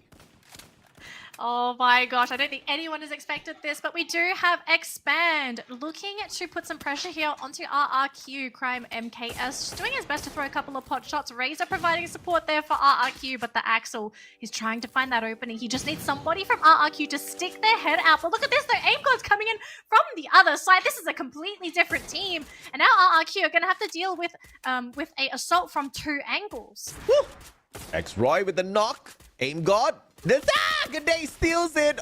Expand not going to be too happy with that. They now know there's another squad in the vicinity looking for all of those piecemeal that they take the drop on. I mean, one guy doing the hunting, the other one doing the frying and the eating. I don't think Expand's going to like that. Oh boy, if Mal doesn't move, okay, no, Mal has to move here. Gonna be running into Aim God's RQ. Oh boy, this is not the game that you're looking for at all. Expand in the meantime though, gonna lose a player as well. Kabi is going to be brought back on the other side of the map, but EVOS are just having a heyday here. Now sitting on 8 eliminations, 10 minutes into this game.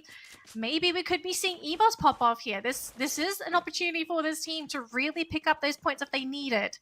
But it looks like EVOS are going to play it slow, go on the outside, just continue to play this looting game. They have eliminations for days.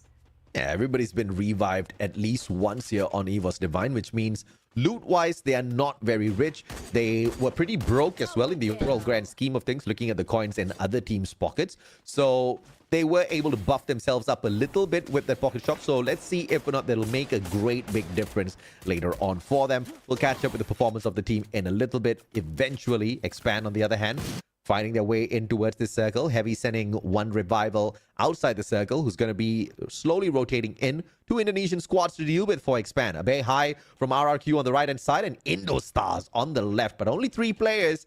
So it's a good... but Leem is just set up a little bit further away. EVOS Divine might just be the ones to break Indostars, all depending on who decides to engage first.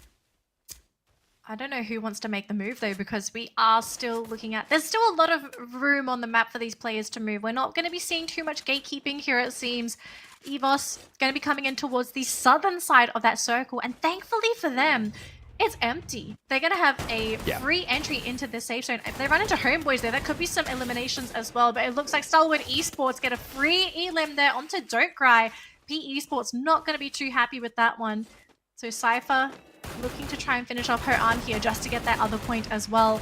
But it looks like the circle has been decided. It's going to be right on top of confinement. So teams that are not quite there, they will have to find a safe way to get into that next safe zone. And so far, Reverse Red looking for these eliminations, looking to get rid of IDS. Indostars now in danger because look at this, Reverse Red still running a full roster. Diamond does go down, can be picked up though. But P Esports, another team that's going to be eliminated. We're starting to see these teams finally go for these death matches.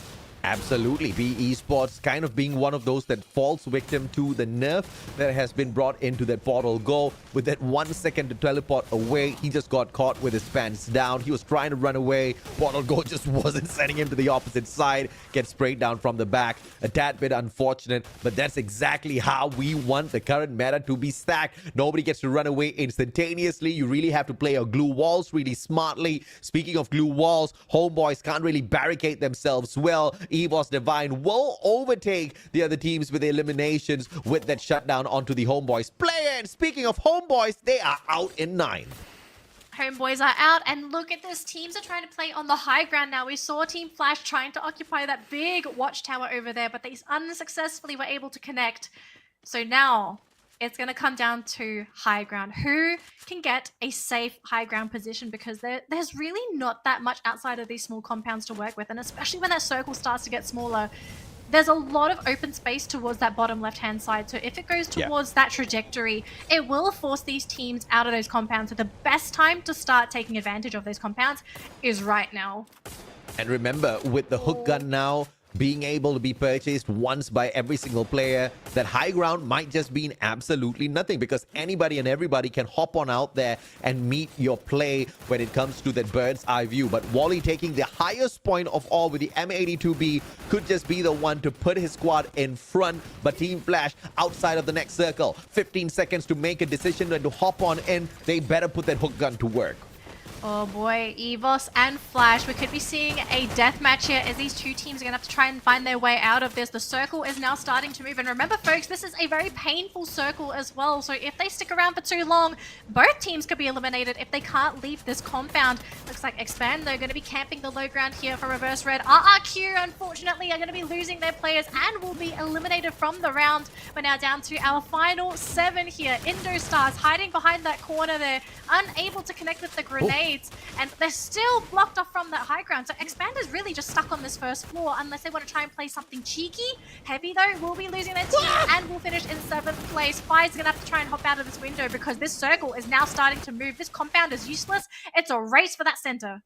Absolutely. And now Reverse Red appearing out of nowhere, taking the Indostars players out of the equation, literally, as they get shut down in the 6th spot. Expand left that compound a little bit earlier so they don't get punished, but shots from afar. Evos Divine not as lucky. Expand out already. Reverse Red trying to shut them down as well. The wall is going to be blocking off Team Flash from them, so they just need to deal with Reverse Red. But for how long? That hook gun can put these team over that wall in an instant. So this is the time where Evos Divine really needs to think, do you play defense or do you just go out for the offense?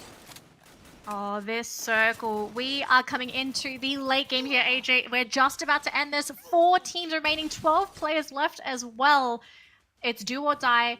Any mistakes here will prove fatal, and glue wall melters are going to be crucial, especially with how these teams are going to have to try and play with their glue walls to play as cover. Stop, though, doing significant amounts of damage over there to Reverse Red. ABAX actually being caught out by Team Flash. Really unfortunate there. ABAX still on the ground, and Flash have just gone for an absolute rush. And there's not really much you're going to be able to do about that at all. But this does put them in range of Stalwart Esports. Cypher and Bard, what are they thinking to do? They want to focus on Reverse Red instead. Really interesting choice. We did talk about how Stalwart and Reverse Red were the leaders in terms of points on this map without Buriram to stick their noses into this battle. And they are the final teams to reach this final circle as well. Stalwart super solid with the numbers. Team Flash on the opposite side. Die! It is the portal go that quickly helps them reposition. In the meantime, Evos Divine shutting down the Flash players. Wally out of the equation. Stalwart, 14 points in hand. On the hunt. Finds nobody. Circles around. Finds a couple of Divine players. But Cypher appearing out of nowhere. And Stalwart hits the big booyah. GG easy. I could absolutely hear Stalwart saying that after that round. 18 eliminations to end the round. So they are going to take home 30 points for that round alone. Stalwart Esports going to be very happy with themselves just to pick up a nice lump sum of points to push them up on that leaderboard, because before those 2 previous rounds they were only sitting at 18 points. Pretty reasonable, pretty consistent when it comes to those first 2 rounds, but after this I think Stalwart going to happily sit higher up on that leaderboard. Maybe not number 1 yet, but they're getting pretty damn close.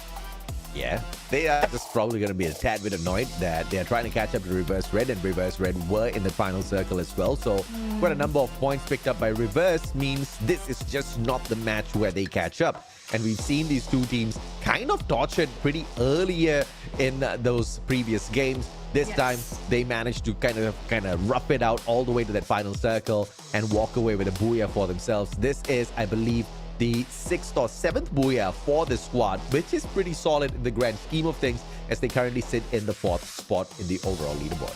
I am really keen to hear the interview here for Stalwart Esports. I kind of hope that we get their perspectives on the meta. I want to hear everyone's thoughts, because obviously different players, different teams, different regions, they're going to see things differently. I hope we get some deets on their thoughts on the meta, because we've heard a lot from the Vietnamese team so far. I don't think we really heard anything from the Indonesian teams. It was really just the Vietnam teams that actually really spoke on the meta. So I hope we do get to see this in this interview, but that's the interviewer buff, because I mean, you think just so? asks beautiful questions. I mean, I think the Vietnam host is the only one that really focuses in on what actually happens on the gameplay, you know, the meta changes. She's asking all of the right questions, kind of getting us all of this right engagement with the players, as well as really valuable insights. But speaking of insights, let's take a look at the highlights of this matchup as well and get a little bit of an insight as to how the two Thai squads made it to that final circle. Well, to be fair, they're also Thai's teams, so I think a lot of people had some expectations for these teams coming into that final circle. I mean, as you said, they were the favorites, so like statistically speaking, they're supposed to win this round. So I think the Stalwart they got to keep their record up. But I think this is something that we shouldn't really be surprised about either, because I mean, they've consistently performed on this map so far. So if they didn't do well, if anything, that would be shocking. If they were just middle of the pack, they really should have actually won this round. So Stalwart, great job. I honestly think this was just sort of an average game for them, because we saw so many teams farming the early game, right? Like so much farming involved. And for anyone that doesn't understand farming, we saw so many teams reviving that with every revive, that's another point to anybody who gets that elimination. And so with so many eliminations, teams are getting so many points. And I feel we saw so much bloat. Maybe that's what I'm kind of aiming for here. And so like at the end of the day, this was just, it didn't look like a crazy game for Stalwart. It was just they played the late game as they should. But you know, it's just step after step, right? And this is the first solid step that they are taking within the day. And it's solid enough to undo a couple of boo-boos, because 18 eliminations, they walk away with the booyah. There's 30 solid points just from one game, and the other teams haven't been as consistent. But of course, let's see if or not the Thai host does manage to ask those important questions that we were thinking of and hit it. Let's check out the interview. Hello guys, and I'm with Balas from STE. Yeah, congratulations for the last game. Are you excited because this is your first international league competition, right? ก็ยินดีด้วยกับบูย่าที่ได้รับมานะคะตื่นเต้นไหมเพราะว่าเนี่ยเป็นลีกแรกที่เราเล่นกับทีมนานาชาติก็ตื่นเต้นนิดหน่อยครับ a little bit excited Okay, so what did you do to prepare for the league, international league? แล้วเรามีการเตรียมตัวยังไงกับการมาเล่นในลีกนี้ค่ะก็เตรียมตัวเยอะอยู่ครับ Okay. He has been prepared a lot. Okay, and is it hard to be in the second half of the league? ยากไหมคะที่แบบว่าพอมาเล่นรอบครึ่งหลังของลีกก็ยากอยู่ครับแต่ซีซั่นแรกทีมทำคะแนนไว้ดีเลยไม่ค่อยกดดันเท่าไหร่ครับ It's quite hard, but because my team play well on the first half, so there is not much pressure on the second half. Oh, okay. So can you tell us a little bit about your team plans for the second half? ช่วยบอกหน่อยว่าทีมเรามีแผนยังไงในครึ่งหลังค่ะก็เน้นเข้าวงครับแล้วก็เดี๋ยวคิวก็มาเอง We plan to try to get more into the zone and the circle. Yeah, and the elimination we will get can come later. Okay. Last but not least, anything you want to say to your fans? มีอะไรอยากฝากถึงแฟนๆไหมคะก็ฝากแฟนๆเชียร์ทีมผมด้วยนะครับครึ่งหลังผมมาแล้ว Okay, for the fans, please support us because I already here in this team. Okay, and here with us นะคะ is Baros. Yay! Hope to see you in the next game. หวังว่าจะได้เจออีกในเกมหน้าเนาะ Okay, good luck. And now back to you, Shoutcaster.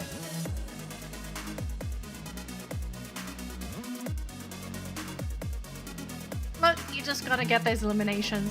I mean, we've seen so many times how important elimination points are. Like 12 points for Booyah, like that's a bonus, that's a promotion. Yep. But you gotta get those eliminations. Yeah. And they did that. Solid stuff. 18 eliminations, 30 points in total. I mean, maybe it's just their turning point, right? Technically, it was game number 4. We've got 2 more for the day.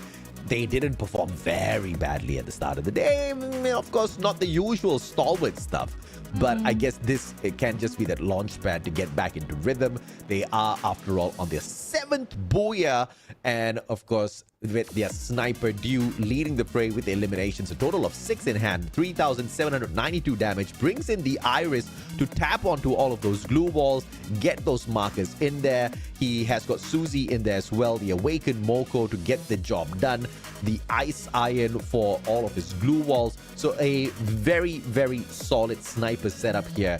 And when you look at the opposite side here, Cypher Barros walking in with the A124, Skylar dragged in by Stop. This is a solid setup when you talk about those active points. Active skills. Stalwart.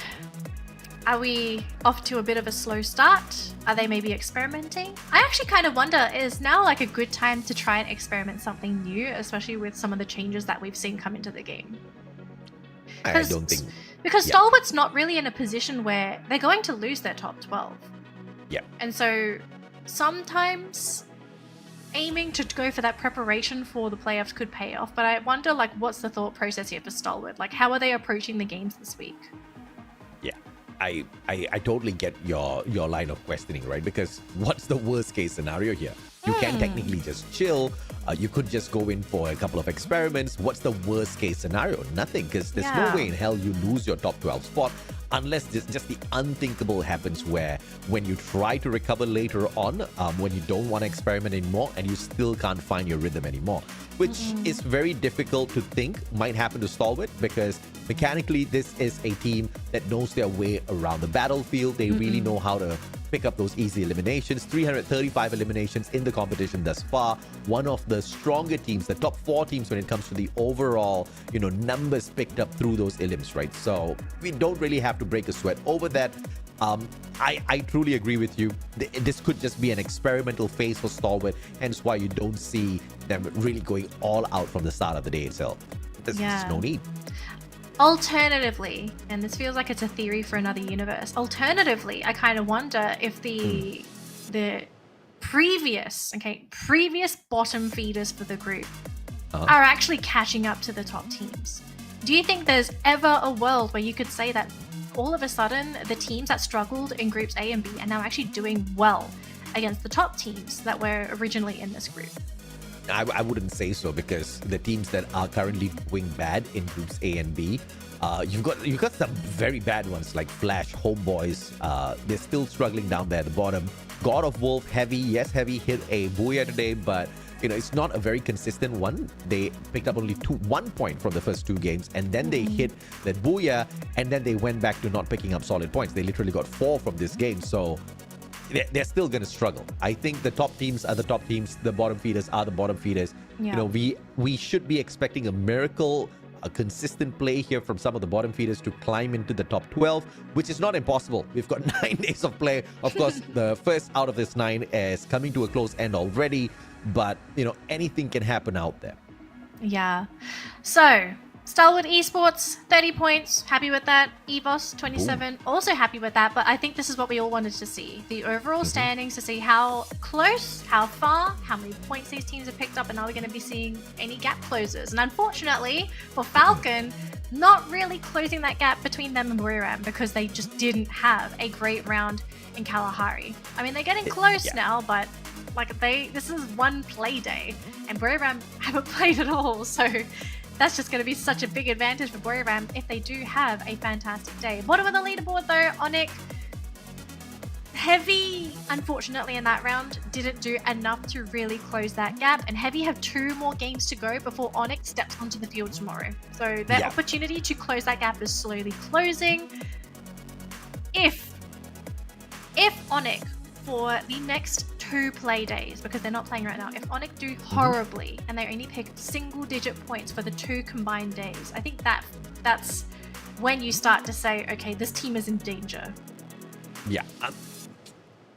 I agree with you, right? But it's so impossible to think that that's going to be possible, because Onyx technically has 6 matches to catch up, and barely any bit of distance Heavy has brought in here. But a quick break. When we come back, 2 more games to bring the day to a close.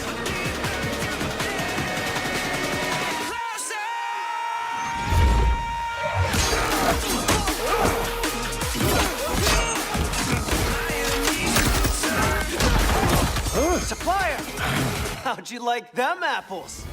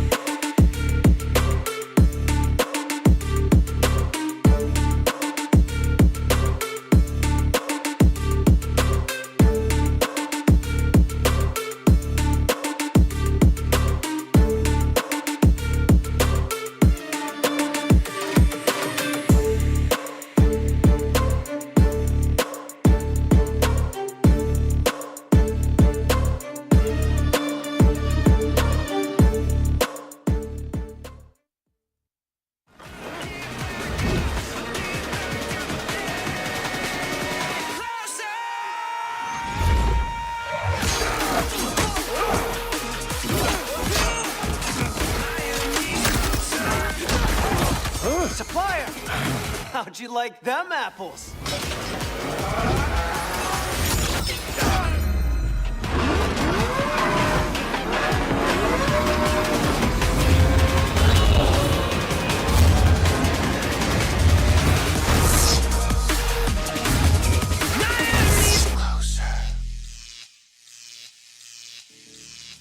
What is up, survivors, and welcome back to the Free Fire World Series Southeast Asia 2024. 4 games down, 2 to go, and it's the last 2 for today before we end things for Groups A and B, and we say goodbye to Group A because they play on Sunday, but Group B will continue on and play Group C tomorrow. That is a scary matchup. But let's focus on these final 2 games. My name is Daniel, and of course joining me is the wonderful, the mustachio, AJ. This map. Man, this next Terra is next. Oh my gosh, that was a horrible pun. But next Terra is actually next. Yeah. We need to look at the stats. Stop. But there are a couple of outstanding teams performing today. A couple of teams that are sort of just in the middle of the pack and performing as normal. But who do you think has been the biggest surprise for us thus far when it comes to performance? Surprise? No, heavy.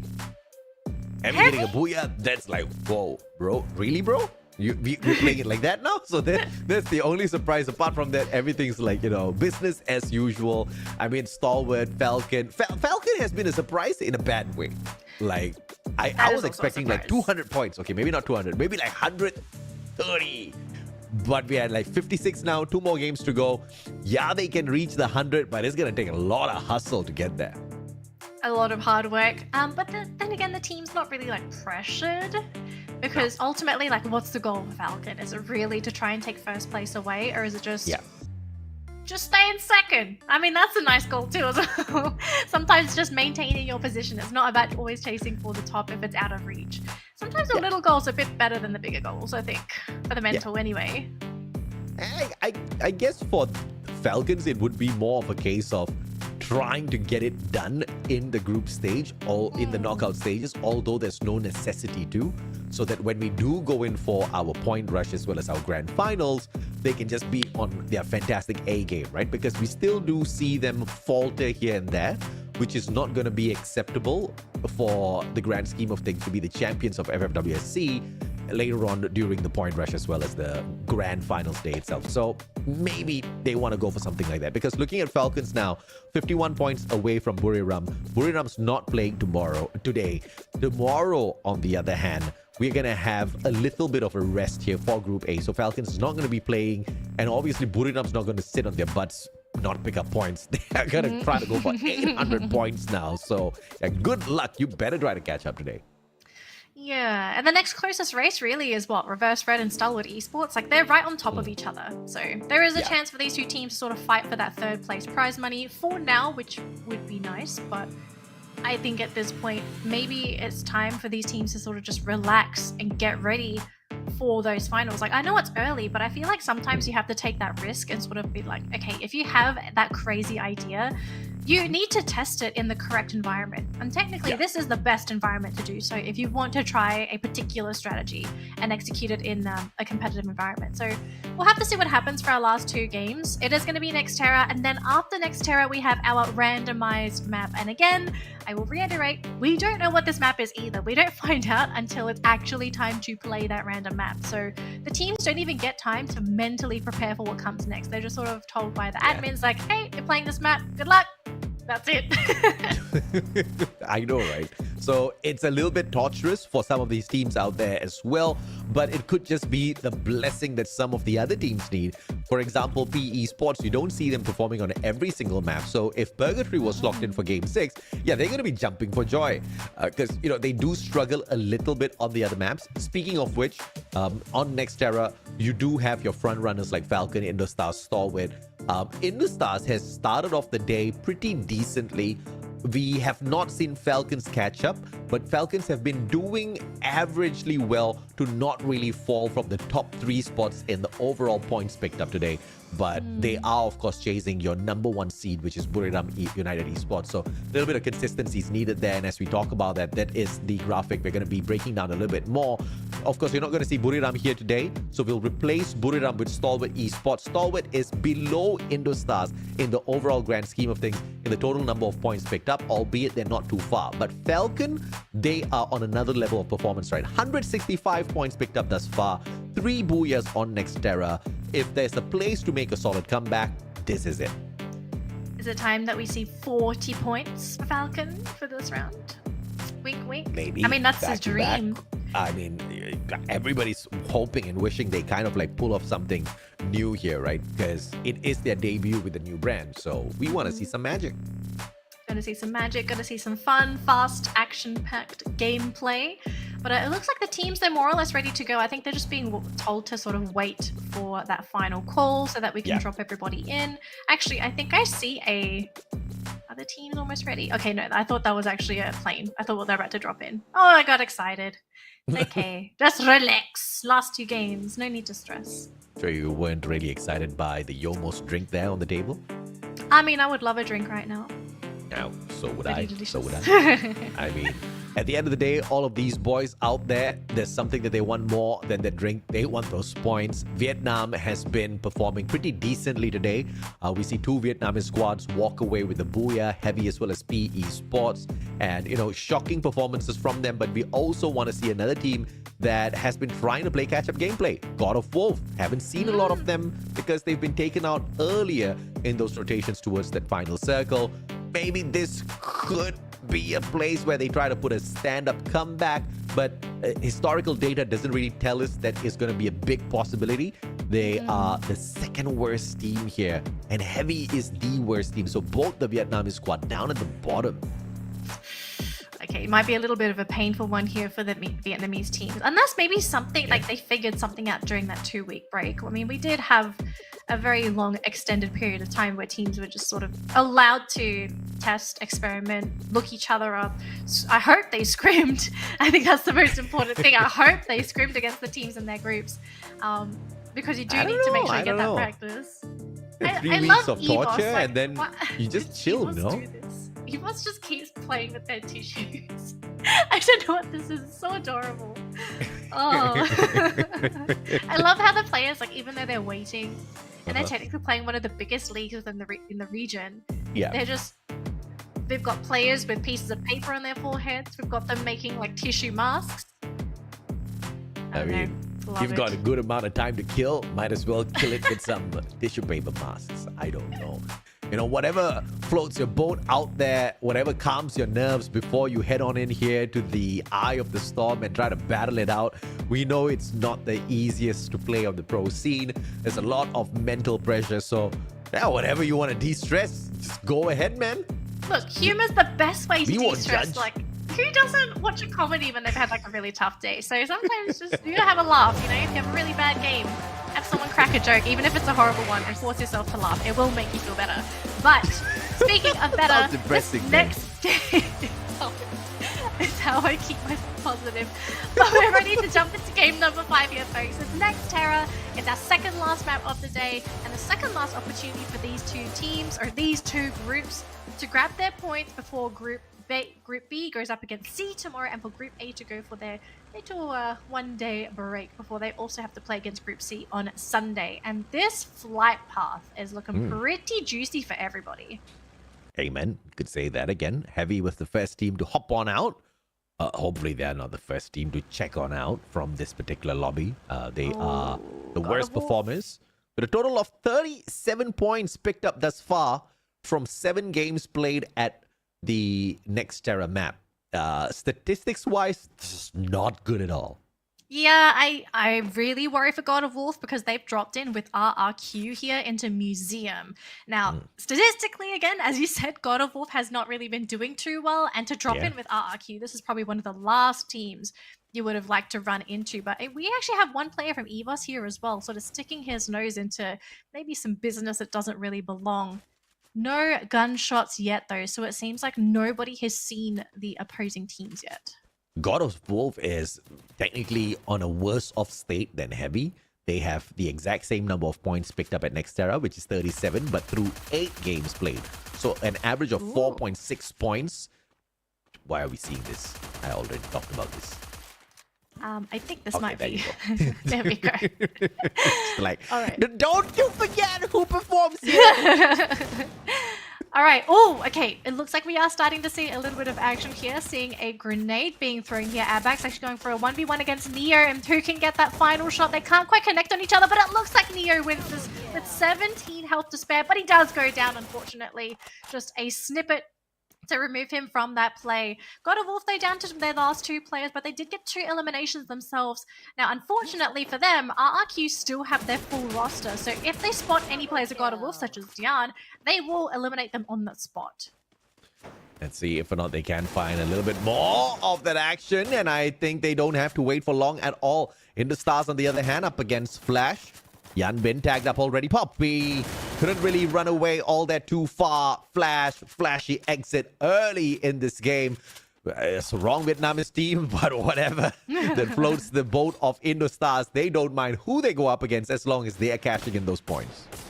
Okay, so maybe a little bit of a quick start for Indostars, a slow middle, maybe hoping to end on a high. Expand getting another elimination, kicking them up to 3 eliminations, but RRQ just, he loses that against Ray. Evos gonna get that knock and hopefully elimination as well. Razor trying to scout for his team. They don't have vision of anybody, so they do seem to have a pretty safe path around the compound, but I think once they spot somebody, that's when we're going to start seeing that gunfight break off yet again. Stalwart Esports, so about to run into Indostars. Now, this could be a pretty interesting matchup. It's going to be a heated one. Stalwart may be the front runners here, but Indostars is well oiled at this point of time. They're well warmed up. Kachil did not look warmed up.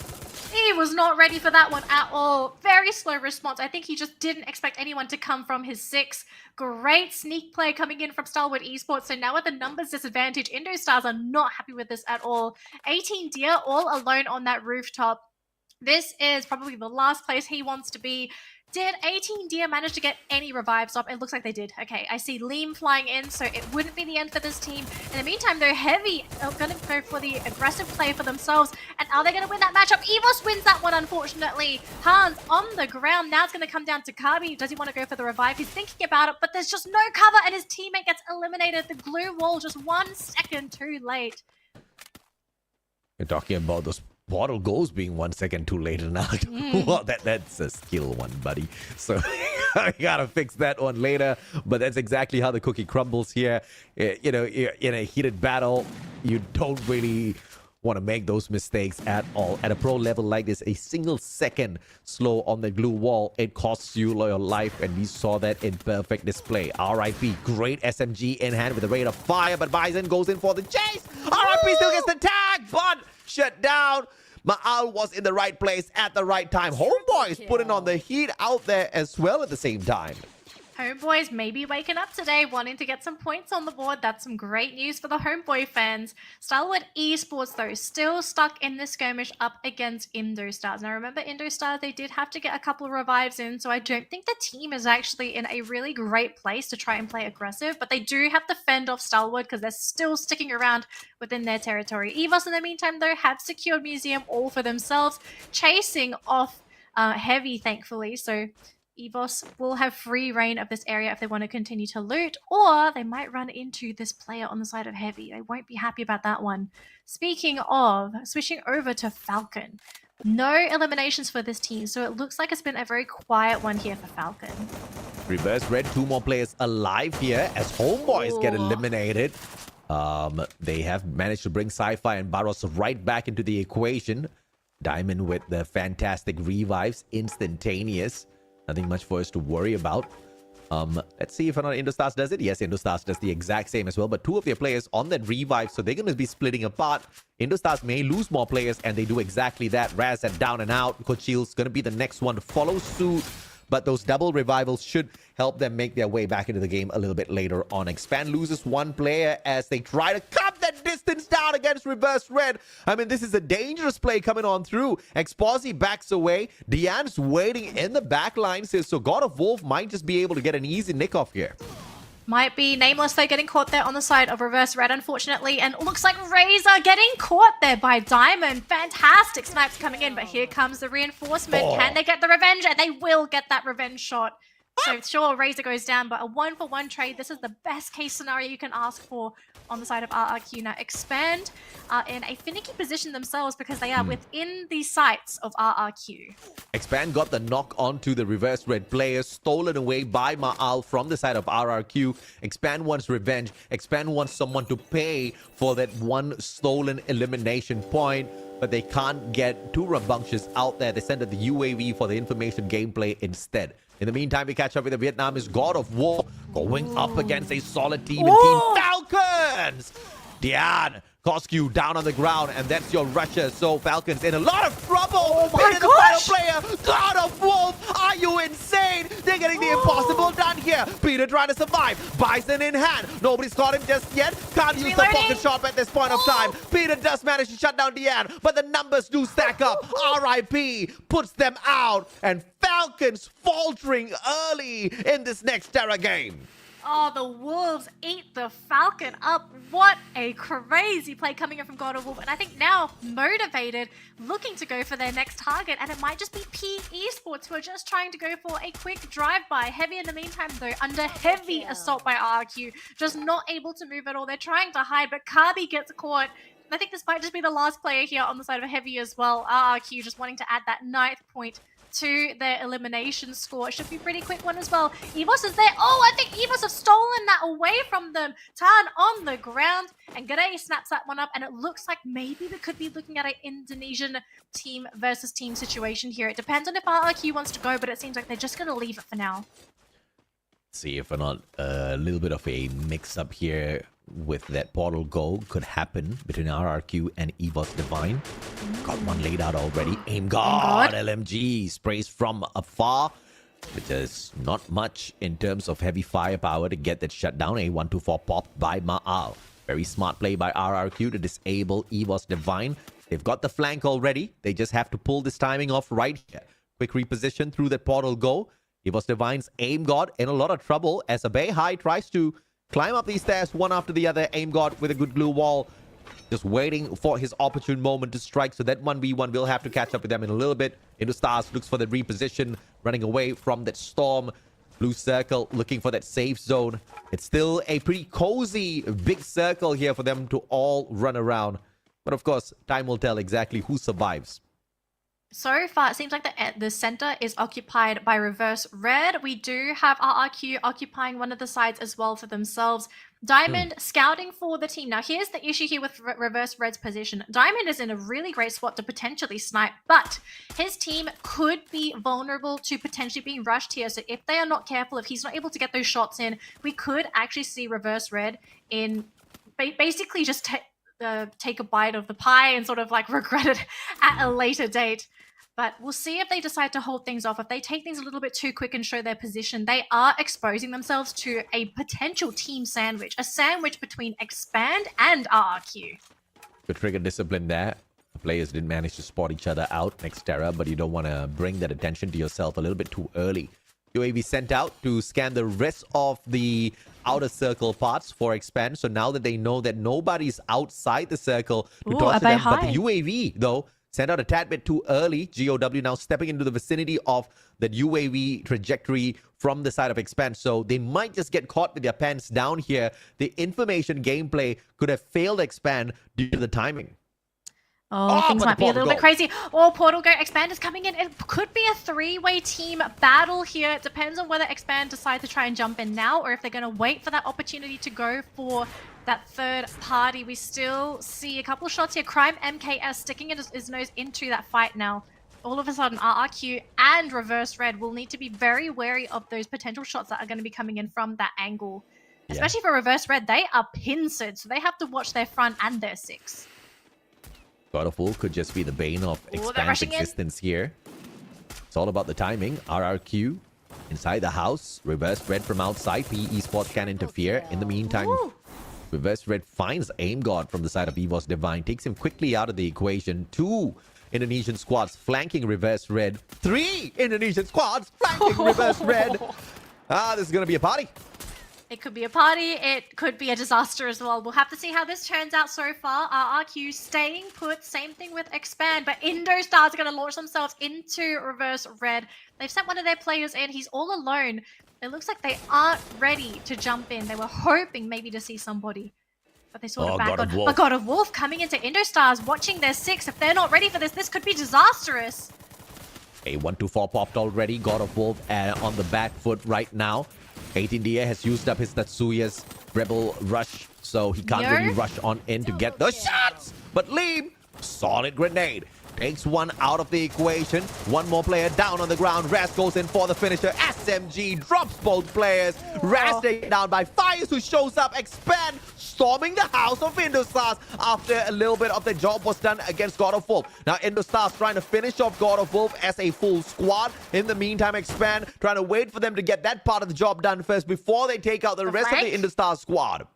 Oh, Hans. Okay, Hans is trying to stay up for this team. His entire team has been ravaged, so he's going to have to try and play the defensive game. Heavy, though, launching themselves towards that circle. So look at the positioning of that circle. Everyone is towards the bottom side, so we will be seeing everybody funnel in. And the teams that are right next to that circle, they have an opportunity to gatekeep here, but they have to make sure these shots land because they are going to have numerous teams trying to fight their way through that circle. Death Center on the Intellect Center text. This could be pretty scary here. Evo's going to straight away go for that immediate gatekeep. Reverse Red is right underneath them though, so if they don't stop this anytime soon, that compound is going to be stormed. Vending machine blessing for Indostars. Expand have got a good compound to play around with. They just need to play their timing as well. They've got the portal go to storm the front of RRQ. RRQ in a little bit of a heated battle with Reverse Red. So Expand just needs to play this timing really well. In fact, they don't even need to use the portal go. They can rotate long way around towards the opposite side of this Intellect Center and just play possum, wait for that final moment to hop on into battle. Indostars in a heated battle against PE Esports this time round, not doing too well, and Expand, they approach from the back. Perhaps the biggest winners here could just be the Malaysian squad. We'll catch up with them in a little bit. RIP dropping one, Nameless down on the ground as well. Evos Divine alongside God of Wolf, both hitting on Reverse Red. PE Esports, so look at them. They don't have to compete with anybody because all the teams right now are coming in towards that side entrance. Reverse Red, though, storming onto Evos. God of Wolf Rip, he's all alone. And look at Dew. Dew is also on the rooftop, so he could actually try and go for some sneaky plays himself if he really wanted to. Crime MKS healing on the side of Expand. They're going to have to start moving along with the circle. Otherwise, they will take critical amounts of damage. Heavy, unfortunately, going to end the round in 8th place. And now we are down to our final circle here, AJ. We still have 7 teams in the competition, 15 players remaining, and look at this, they're going to actually try and break that window open so that their whole team can make it through. Stalwart Esports, 7th place, now down to 6 teams. This is going to be crazy.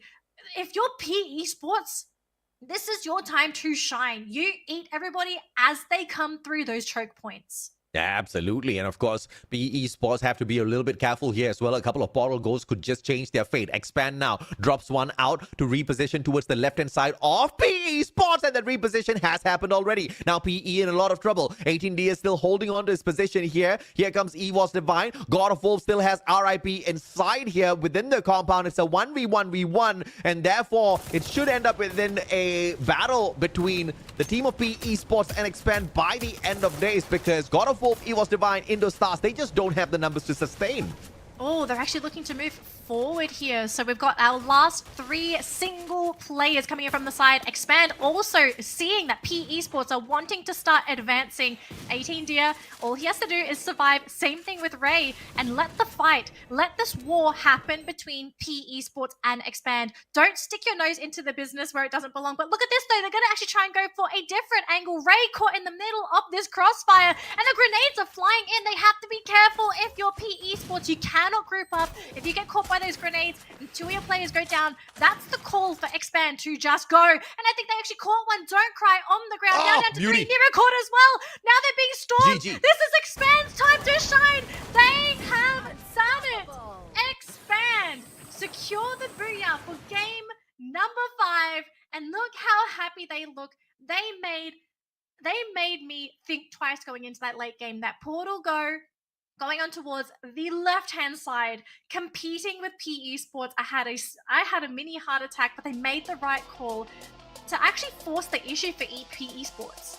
Yeah, so they weren't really aiming for PE Sports. They just wanted to focus on their own defensive gameplay there very clearly, right? Because they do take a reposition, but they do not try to prey on PE Sports. They don't want to open themselves up to any early engagements whatsoever. That reposition did allow them to run away from the pressure of the zone, and that is something that Indostars could not do because he was stuck there with the GOW's player. I believe there was another Indonesian team in there as well. Evos Divine, I believe. So that skirmish was going on between the three of them. But the beauty of the whole finisher was allowing PE Sports to go in and engage for those free points. And then they ended up preying on them instead. Fantastically done by Team Expand. When they wanted to go for PE Sports, it wasn't a straightforward engagement. We saw those grenades do the damage first. All of those lethals tossed on out. 2 players got knocked down. They just swooped on in for the finisher. Beautifully executed. I wonder if things could have been a little bit different for PE Sports if the team wasn't grouped up, because they came from a bottleneck. They came through a very small area, and it was either you send your players in one by one, which in that situation would have just been a death sentence for everyone. So they had to go out together, be at risk of being caught out by those grenades, and unfortunately they just copped the wrong one and they lost those players so quickly. And we know Expand, right? This is the team, they're opportunists.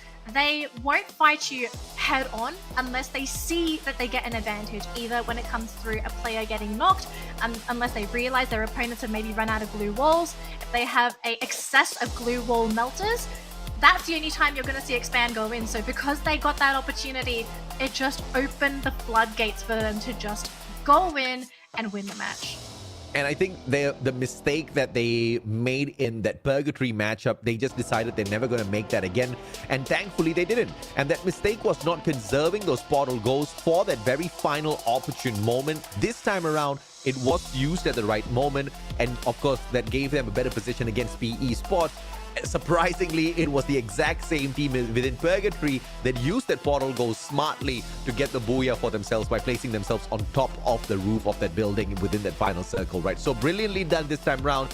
And it's clearly evident here that Expand's just not a team that just goes on game after game, not really thinking about the repercussions of their actions. They assess their failure earlier on for not being able to hit the booyah, made that adjustment. The booyah winners this time round at Next Terra. Look, you got to be rewarded if you're adjusting and making those adjustments when you realize that you're starting to make those small mistakes. So again, Expand, this is probably, would you say this is Expand's best day? I think for points. In the grand scheme of things, no. I think they've had a better day. Today, they've kind of faltered a tad bit, but it's a good day. It's not a slow day. It's not a bad day. It's a good day for Expand. This is the team that is trying to climb up from that 8th spot up the overall leaderboard. They're trying to catch up with Attack All Around, who is now 22 points away from them. After that booyah, I think they could have gone and done. Even if they didn't, we've got one more game, and Attack All Around's not playing today. True. And actually, I want to also mention very quickly, PE Sports really stepping it up today. They've really impressed the both of us with their performance and also the number of points they picked up. But let's see what Expand have to say, because I think they have a lot to say, especially with how things went in that final game.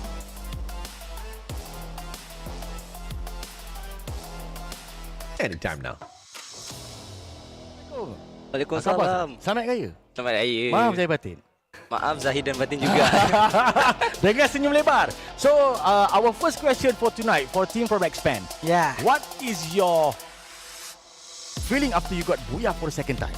How does it feel? Adrenaline, how's the energy, how's the aura? Kami berasa sangat bersyukur dan gembira kerana kami setelah beberapa game mendapatkan booyah tapi gagal, akhirnya kami berjaya mendapatkan booyah untuk game kelima. Okay, finally, what is mentioned is after so many times they want to get to booyah, but finally they get a booyah for the Malaysian team, and finally, smiling with all the charming. Ya, betul tu. So, teruskan soalan yang seterusnya. Okay.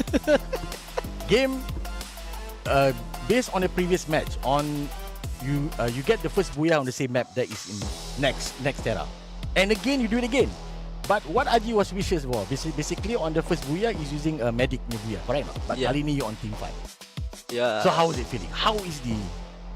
Rasa bangga lah sebab kita dapat tunjukkan firepower dan tidak dapat menunjukkan kepada orang lain, dapat menunjukkan kepada orang luar bahawa Malaysia bukan tim lemah untuk dipandang remeh. Oh, look at that statement. That statement is telling everybody. Where's that? The first booyah, yes, medic. But now it's on team fight, so they are not a small team, you know. Yeah. Don't play with expand. That is their statement. Okay, so what's your last word for your fans, Yes. especially for Aspen fans? Untuk kepada fan lah, terima kasih sebab masih mendukung kita orang sampai ke tahap ini. Kami sentiasa ingin memberikan performa yang terbaik kepada fan-fan kita orang untuk diorang bangga dengan capaian kita orang. Terima kasih. Okay, basically their message is very simple to our fans. Thank you for the support. They will still perform and they will do the best of the best to make sure to give you a big smile.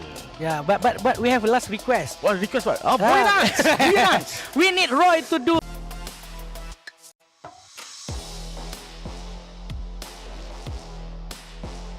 Okay, we're finally back. Apologies, guys, because we may have had a quick sneak peek at that final map, and we were both just so mind blown that we kind of forgot to come back. Oh my gosh, AJ, this last game, man. I mean, whatever happens, I think I'm pretty decently pleased with the, I wouldn't say the underdogs, but from all segments of the overall leaderboard, right? You've got some heated battles between teams like Reverse Red, Stalwart, even Falcons. Although it's not an explosive day, they're doing their fair share. We're seeing quite a bit of highlights on these teams. We're also seeing the highlights from the teams down at the bottom. We talked about how PE Esports should not be focusing on the teams who are trying to rush on it into the top 12 to do badly, but they have to focus on their own solid gameplays and put some distance between themselves as well as WAG, Onyx Olympus, and they have lived up to their own promise. They are now putting these two teams who are in Group C at risk of being relegated from the top 12, and Heavy now is just 12 points away from breaking into the top 12, right? So potentially to take away Onyx Olympus's spot in the 12th spot right now.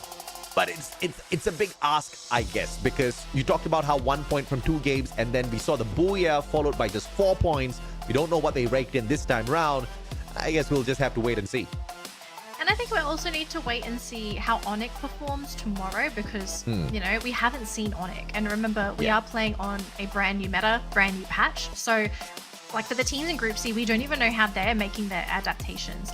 I 100% believe that all the teams that are competing tomorrow, Group C, they are definitely watching these games today just to see how the other teams are currently adapting to the patch. And I kind of want to hear your thoughts on this. Do you think this is actually quite advantageous to play second because you get to witness how the other teams are adapting to the latest changes? Quite honestly, I would say it doesn't really matter in the grand scheme of things because there's no money at play here, regardless of your position in the top 12. As long as you're going to be able to hustle up towards the top, kind of like experiment through the new meta here and hope and pray there's no other, you know, last minute patches before we get into the final week of play, you should be good. And I think all of the tests being done here by Expand seems to be working out for them. They bring a double Tatsuya, 1A124 in there with the Iris as well, so that they are well stacked in cash. And it seems to be that the firepower out of Prime MKS has been able to keep them in the higher ranks of elimination. Although, of course, nothing too bombastic this time round. Only a total of 11 eliminations for a total of 23 points from their Booyah. So, question. We did see a nerf essentially to CQC and also to Tatsuya, but we still see double Tatsuya, and essentially we're seeing a lot of teams still running Tatsuya. Yeah. Do you really think that the changes to Tatsuya is really going to be changing this selection, like his active ability for teams, or do you still think it's quite valuable, even though it has essentially been nerfed? It's still very valuable because the only nerf that has come through is the extra 15 seconds on the cooldown. So you still do get to pump your Tatsuya twice. There's a 1 second lag between those two pumps. You just have to wait an extra 15 seconds for that refresh on your Tatsuya's Rebel Rush. So it's not a very big nerf in the grand scheme of things, but it does cut down the intensity that Tatsuya brings into these battles. And it seems to be a overall balanced patch update, I would have to say, to just reduce the pace of the game in the grand scheme of things. So yeah, slightly lower pace, not too much of a difference. Tatsuya is still useful. Interesting. Alrighty, folks. So as we wrap things up here for game at number 5, we do need to prep for game number 6. Oh, yeah. the random map. And you guys still don't know what this map is.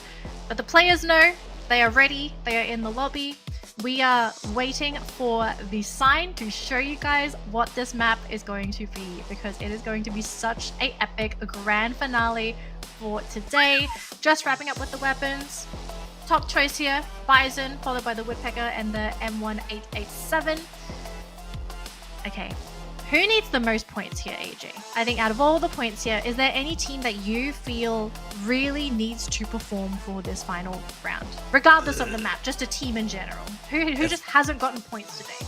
Who hasn't gotten points today? Well, Heavy hasn't gotten much points. They have gotten a booyah, but they're sitting dead last in the overall grand scheme of things. They've got a total of okay, not dead last in terms of the total number of points picked up, but dead last in terms of the teams that really need to hustle for the top spot, right? For the teams that we have been highlighting, we compared them to PE Sports, we compared them to teams like Indostars.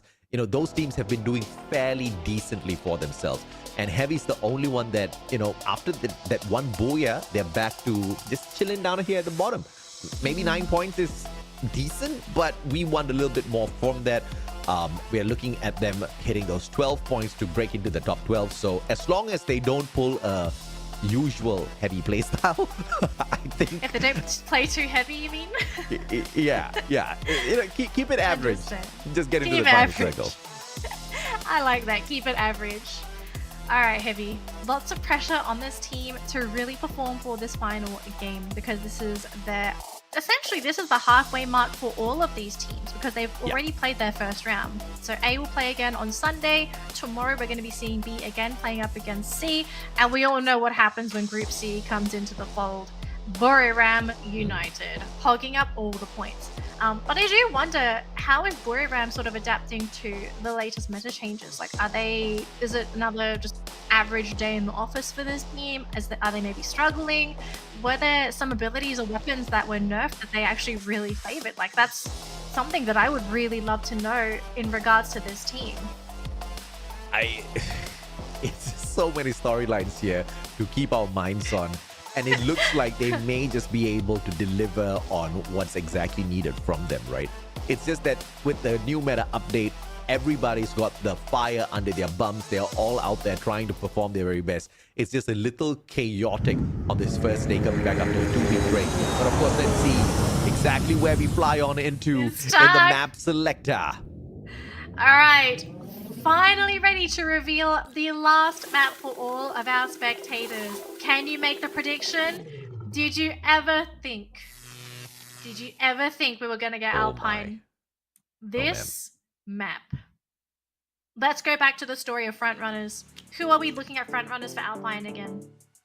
Of course, if you're looking at Alpine as a whole, it has to be Team Falcons. Earlier on, it was Heavy, though, that pulled away that phenomenal booyah for themselves. So we were talking about the 12 points that they need. This could be a great indicator for us that they are going to be able to deliver on that request. We're going to have to see if they can make this happen, though, because the first booyah today, absolutely unexpected. I don't think anyone expected that at all.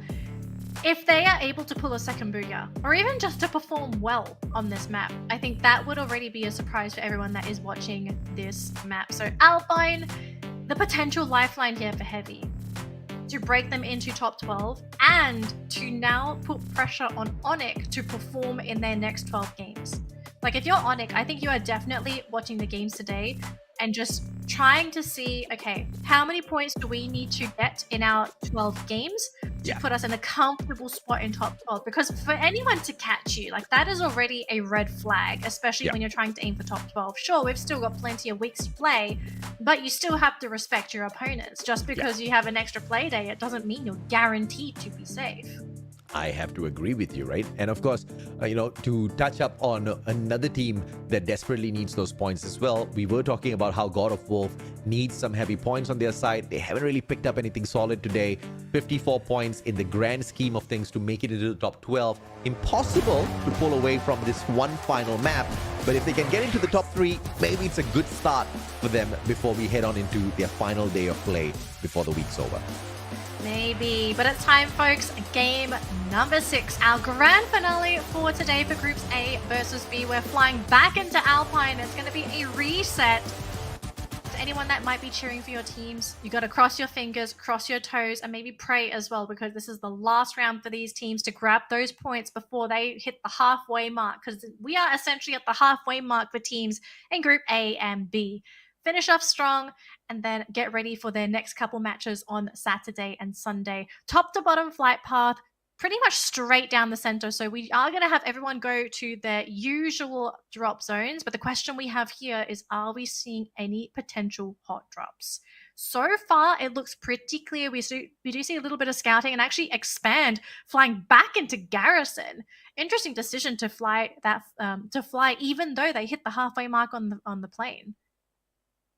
Let's see if or not the chaos could be boiled down to a silence earlier in the game, so that we don't have too much of the chaos breaking down with like 7-8 teams trying to squeeze into that final circle later on.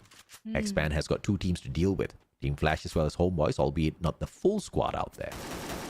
Looks like Crime MKS looking to just get rid of Fies here.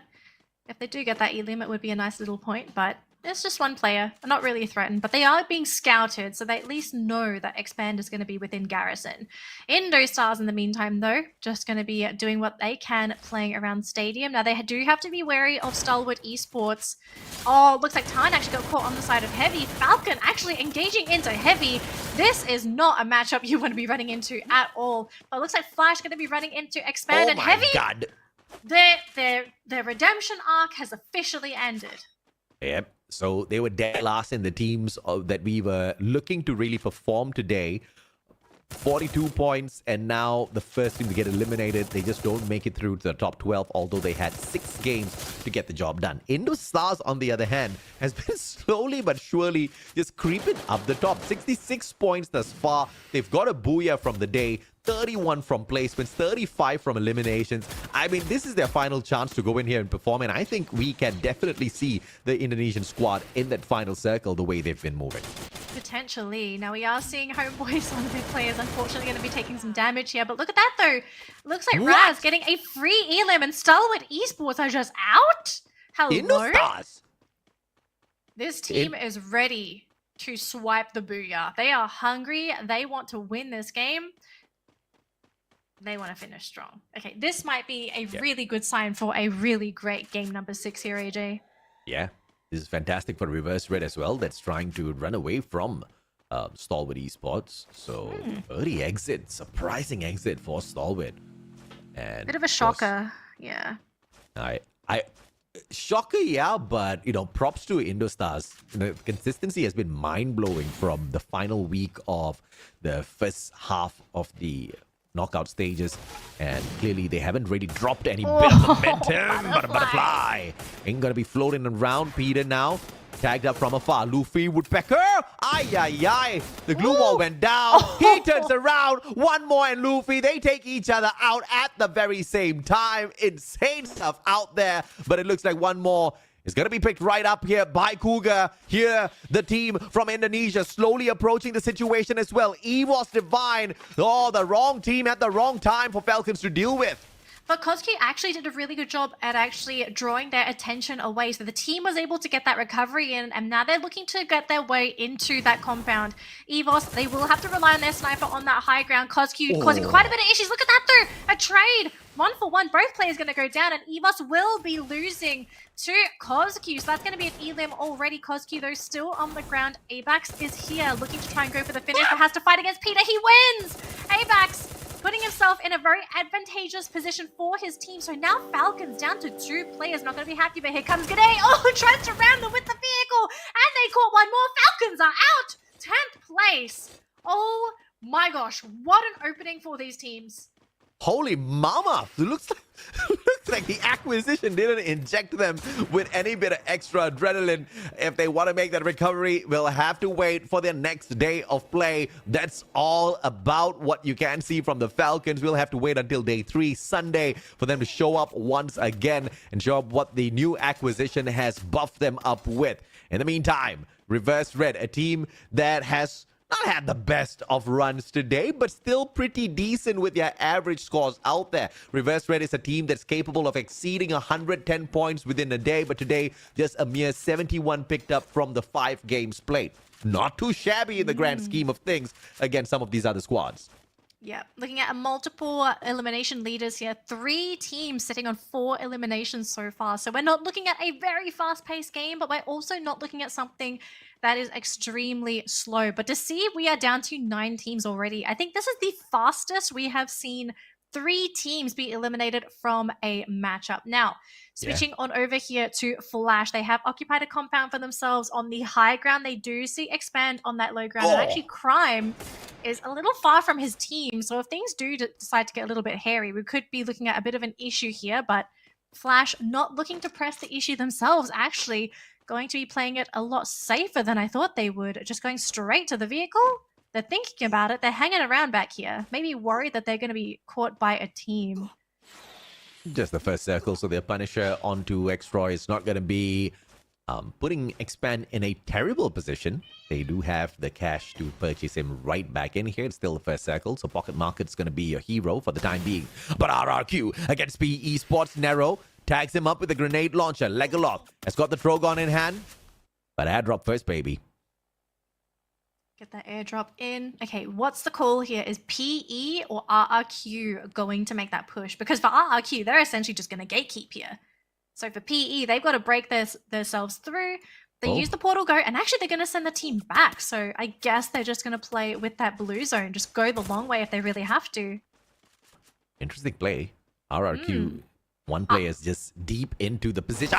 He sends out the UAV from the back of PE Sport. Information given away already. But RRQ, was that a sacrifice they could deal with? The player still not taken down and out of the equation just yet. RRQ has got the portal go to cut the distance down. And EVOS Divine leading the eliminations now. And this is insane because they were already leading the eliminations before we even got into this final match. They were leading the points on the overall leaderboard as well. Prime MKS down on the ground. Aingot picks up yet another for themselves. Man, I wonder what the damage was there for Expand, how many players they have left remaining, because running into EVOS, there's definitely a scary team, and for Expand to lose that matchup, not happy with that one at all. But it looks like Reverse Red are about to run into Flash. And Flash do see them, and the vehicle is going to give their position away as well. So Reverse Red going straight into immediate downs there. Yanbin and Shin on the ground. Team is nowhere in sight. They've actually just decided to abandon this fight altogether. So free Edlims on the side of Reverse Red. It looks like free pickings here, just like you said, as they circled on in. Reverse Red was like, "Ooh, hi team, bye team." Took those points away. In the Stars, the team that has been on a fantastic performance here today as well, alongside their brothers EVOS Divine, albeit not as powerful with the point stack. Now they go up against Homebois. Perhaps easy points here as well, unless Homebois finally choose to wake up in the competition. Liam is potentially surrounded here if anyone does try to go and make that round play happen. It looks like he's going to be in the clear. RRQ, though, actually going to be going in for a skirmish themselves. Mal playing on the outside. PE Sports, they do manage to get the drop there, but Dutz is on the ground, and so is Razor. I think PE Sports may have the advantage. Mal is all alone, actually trying to go for the heals. Hong An shooting from the outside. Too many players completely outnumbered. The Indonesians are out, and PE Sports secure 4 elimination points. RRQ, Kazu, they were pretty much mid-tier team today, and with an early exit, today has been quite the torturous one for them. They'll have to make those adjustments in the next day of play before Sunday is over. IDS, on the other hand, 4 eliminations already. And just like we talked about, easy pickings. Homebois just becoming feed here as Fires just hits that revive button over and over again, bringing his players back instantaneously the moment they get taken down. Butterfly floats on out, but gets shut down instantaneously. Kuchil from the back. Liam cooking up the grenade. Who's going to eat it up, though? Raz down here, getting the job done. Drops Spade as well outside. There, I believe, was another player for the side of Homeboy, so no total team wipe just yet. No total team wipe, but 8 eliminations there for Indostars, off to a fantastic start for this round here, AJ. Now, back on to Expand. Looks like they're going to have a very clear entry into the safe zone here. No teams anywhere in sight, so they are in prime position to go for any kind of gatekeeping play. I don't expect this team to play aggressively. I think after their success today, I feel like Expand is going to have to sort of rein things in if they want to end the day with a nice number of points. God of Wolf. Okay, this one's a bit of a surprise. This team is still in the game, and this is their opportunity to get points because they could potentially get a free pickup here onto one of the players for Homebois, who's run in the opposite direction. I don't know if they can hit this. Still hiding. Committing a lot of resources for this too. The two poorest team in terms of performance playing against each other, and Homebois the worst performer. So we kind of know exactly how this one's gonna end. Luffy down, Homebois out. That's gonna be a point for God of Wolf. I mean, they're happy. Elimination point on the board also guarantees at least a top 7 placing for this game. Oh yeah. And we have seen that next circle as well. So much towards the north. All the teams toward the southern side are going to have to make that long path through. But Reverse Red, though, very clear entry from that northern side if they want, but instead going to go for the portal go, and we'll run into P Esports. I think this one is going to be a really interesting matchup here. Diamond going to start things for the team as he rushes in. Posey hiding in the backline. So is Nameless, Nero, LBT, and Hong An hiding within the solar panels. Diamond, Nameless, trying to make that opening happen. Posey can't quite get that angle. He's going to try and rush in to help his team. Diamond quite low. LBT coming in. They get the drop off onto Diamond. LBT still juking around, creating so many openings. And Sming! The sniper's been caught out by Don't Cry. I think they've just completely dismantled Reverse Red here. Well, here comes that RCS 50 play as well, but Nero is down. He can't use those grenade launchers in, and all of those players from the side of Reverse Red grouped into a tiny little spot. Easy pickings like shooting fish in a barrel. P Esports once again annihilating a titan of a Thai squad.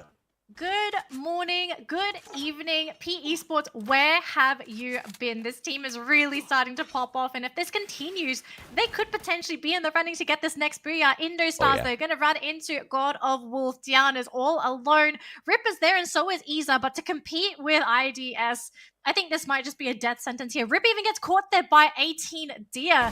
Indostar still trying to chase down Dian. This pesky player doing a really great job juking and wasting their time. And this kind of play is also going to bite IDS as well, because they will have to commit those healing resources to get back to full. They've lost Liam, and I don't know if they're going to be able to get him back. It looks like they have found the vending machine. So Liam will be brought back here for Indostars. Back to full. He will be really light on his inventory. But hang on a minute though, Flash going to be jumped on by P Esports, the team that's on fire, who's looking to grab those points. And unfortunately for Flash, they're stuck within this compound. They're not feeling happy about this at all. God of Wolf sitting in 6th place, now down to our top 5 teams here, AJ. I don't know if Flash is going to get out of this at all. Oh, big fight. PE going up against IDS. Liam ate that one straight in the face. That's a little unfortunate. Indostars now down 1 man already. The players flanking around from the left-hand side. It's all going to be those lethals making the work first. Ice grenade alongside the glue wall now. There's no defenses for you, my dear Indonesians, they say. But Poppy down. Evos Divine going for Team Flash. Team Flash out of the equation already. P Esports not going to go in here for the pursuit, leaving perhaps Expand to deal with the Indonesian team in a bit. Wow, we are almost looking at a full lobby for our final 4 teams. It's just Indostars. They've lost Liam, so they're down a player. But oh my goodness, this is going to be a heck of a fight, especially going into that circle there. Indostars and Expand are right on top of each other, and they're going to have to try and break through, because if you just keep running, you will be shot in the back of the head. X-Ray trying to go for the flank, but unfortunately those glue walls just causing too many issues, but they have been able to do that damage. Expand still looking pretty healthy. Indostars down a number of players, now down to 2. They still have 1 player on the ground. Expand, can they finish them off? 18 Dia, he gets the revive off, but he's going to be brought down by X-Roy. Expand, are they going to be the reason why Indostars don't make it into this final circle? Looks like that's going to be the case here. X-Roy hanging on out, but Aim God is there to knock him down a couple of notches. A little bit of an error in judgment from the hot-headed X-Roy, but I know exactly what he was going for. He wanted to end IDS right there and then, but he should have just watched out for that circle. Didn't have the HP to deal with that. Now the team of Expand, they need to rush on into that circle. Safe zone closes in 10 more seconds. There goes Raz. We're now down to our final three here. EVOS, PE, and Expand with only 2 players. If they can play patiently, that would be the key to victory here. But with 2 of EVOS's players here as well, causing a bit of a ruckus with the glue wall melters, this might force Expand out. But the question is, who is going to do the flushing? Is it going to be Expand forced to move? It looks like that is the case. They want to use that natural cover, the boulder, as their free sort of cover. Hong An driving forward with the vehicle there for PE Esports, looking to advance there onto EVOS. EVOS are standing their ground. We also have a portal go right in front of them as well, so if they do decide to go, there is that opening for this team to just rush in. Expand needs to be really careful now. It's all about the timing. They've only got 2 players, so they desperately need PE Sports to engage with EVOS Divine Fest and then pull a surgical strike at the very end with just their 2 players. So this duo needs to kind of keep their heads down a tad bit first, but EVOS Divine and PE Sports not falling for the bait just yet. They say hello, Expand. It looks like you are the easier target. They both take pot shots against them. EVOS, they're doing their best to try and shoot PE Esports, but they just don't quite have the angle. Actually looking to go for a break on the vehicle instead. This is creating space for Expand, who are slowly creeping towards EVOS. So far, the attention has been focused towards Expand, and it looks like for Expand, they're going to go towards PE Esports. But look at this, though. Ray wanting to go for that backstab, and it looks like that is going to be it. Our last 2 teams, Expand in 3rd place, EVOS versus PE Esports. Who makes the right call here? PE Sports, they won another one for themselves. Hwang An, the bottle go, but does put him on the right-hand side flank. M82B in hand, so those glue walls can't back him up. Aim God with the Trogon, though, trying to shut down Hwang An. Hwang An with a sliver of hell. Good glue wall, pulled away. Aim God still there with the Trogon, though. Hwang An eaten up. EVOS Divine, 15 eliminations already. It looks like PE has lost too many numbers, and that's about it. EVOS Divine, the greatest team of day 1 after our 2-week break, ends the day with a booyah to their name. That was a flawless execution going into that late game as well. They actually managed to finish it with all 4 players intact. They didn't lose anybody, and it was such a surgical execution of that late game as well. They drew attention with that first portal go, creating openings for their backliners to do their damage. It was really nice. I feel like I have to watch it again because the way they executed it, they never put anyone in danger. They didn't risk anything. They were always there, ready to give each other support if they really needed it. Prior to this game, they were already the best performing team in the overall total points. 59 eliminations, 34 placements, no booyah. But they thought, hey, if we want to get it done, we might as well do it right. They add that booyah to the list. Massive elimination. That's gonna obviously keep them in the #1 spot in the overall dominance as well as performance for the day. Props to Expand as well for getting into that final circle. Props to PE Sports, a team that we definitely were throwing on a lot of that spotlight on from the start of the day. We were talking about how they desperately needed to climb the leaderboard, especially because WAG and Onyx Olympus were not in performance. But not only did they manage to climb, they managed to also outdo the performance of RRQ. Honestly, just a really surprising day. We definitely had some standout performers that we really didn't expect were going to be doing that great. I think the normal person would have just assumed it would be, the top performers, like Falcons. I think most people would have expected were supposed to get most of the eliminations. Maybe not all the booyahs, but I think everyone would have just thought, okay, it should have been CGGG, should have been Falcon. They should have been the ones to dominate, but that didn't happen. We got so many unexpected results, and I'm really excited about this because this is giving me hope that moving forward, we're going to see some of these teams that previously struggled start to actually stand up for themselves against the teams that were previously at the top. And we could be seeing a change in dynamic as well. It's not uncommon for competitive Free Fire where you see a team just get crushed for the first half of the group stage, and then all of a sudden for the second half, they just have that second burst, that second spurt, and they just start walking all over the teams that originally crushed them. You see, we were talking about this theory as well, and that theory was it was the month of Ramadan. It was the fasting month for a lot of these Muslim players. And, you know, it's not necessary that you are on a lower set of performance when you're fasting, because sometimes there can be an increased level of performance when you're on a fast. The problem is, though, the day of play only commenced after they had broken fast. So they were fasting the whole day and then they have a heavy meal. This now is a disadvantage because you could just be sleepy. The alternative is to not eat at all and stay hungry throughout your day of play after fasting the whole day.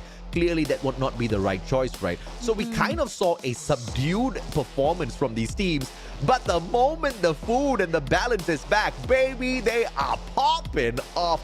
EVOS Divine, 122 points. Expand, 92 points. Indostars, 88 points. Yeah, they got it. They got it. Maybe it's a sign for these teams to start incorporating this into their training. Maybe. Maybe that's something to consider. Absolutely. So definitely an improvement for some of these teams that did struggle in the past, but oh my gosh, what a way to start the second half of the point stage. Like, just these teams, again, like some of these teams are in their do or die positions where if you don't start getting those points, you are just not going to be in the running for top 12. And there are teams that are competing for some prize money too, right? It's not just only the playoffs prize money, but even just that prize money leading to playoffs. That's something that you also want to be working towards. And even, you know, the MVP money, like that's again more money. Like motivation, money is nice motivation. Obviously, winning and being the champion is a big motivation, but money is also a motivation. It most definitely is, right? And how rare is it to kind of gather the creme de la creme of squads in one lobby to have a proper pro scrim? It's very difficult to get everybody's schedules to kind of line up. So many days of play gives them that opportunity, but it also gives us an opportunity to hear exactly what the Indonesians have to say in this interview segment for their best day of play. Survivors, booyah for EVOS Divine! Woo! Congratulations! Luar biasa sekali. And I wanna ask about how do you feel about you getting booyah in the last round? Gimana perasaan kamu akhirnya dapat booyah di match terakhir? Ya, udah biasa sih jadi juru kunci match 6. It's a usual thing for us to win in the last round. Oh my god. Okay. Next, you have full support from EVOS fans. But aside from them, whose support is the most valuable for you? Oke, kan kamu dapat dukungan penuh nih dari EVOS fans, tapi di samping mereka, dukungan dari siapa yang paling berharga untuk kamu dan mereka tuh nonton gak sih? Ya paling buat orang-orang rumah sih, orang keluarga sama bini-bini. Okay, the most the most valuable support is from his family, especially his wife. Wow, your wife, okay. So, what do you want to say to them? Ada yang mau kamu sampaikan nggak ke mereka? Ke keluarga. Ke keluarga. Iya dong, Ya, yang dukung. Makasih buat dukungannya. Ya. Yaudah, iya. Iya, makasih. Terus dukung. Sabar ya. Sabar. Thank you for the support and please keep supporting me. Okay, last for the last. Tapi you have celebration style. Kamu ada gaya selebrasi kan kalau booyah? Give us celebration. Ini rekam ya. Klip nih.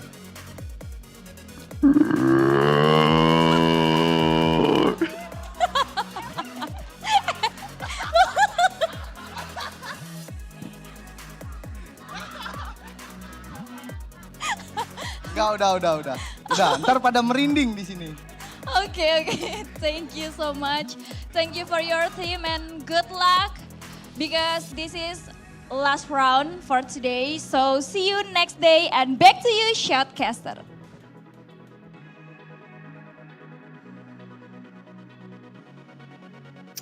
Great battle cry to end the day, I think. I'm not sure what that was. No, that was a burp because he finished Was it a eating up burp? everybody on the battlefield, right? Oh, I mean, that's They deserve it. Okay, no, I'm sick of a battle cry. I'm not thinking of a 76 eliminations. They're burping all right. It's a good burp. Oh my gosh.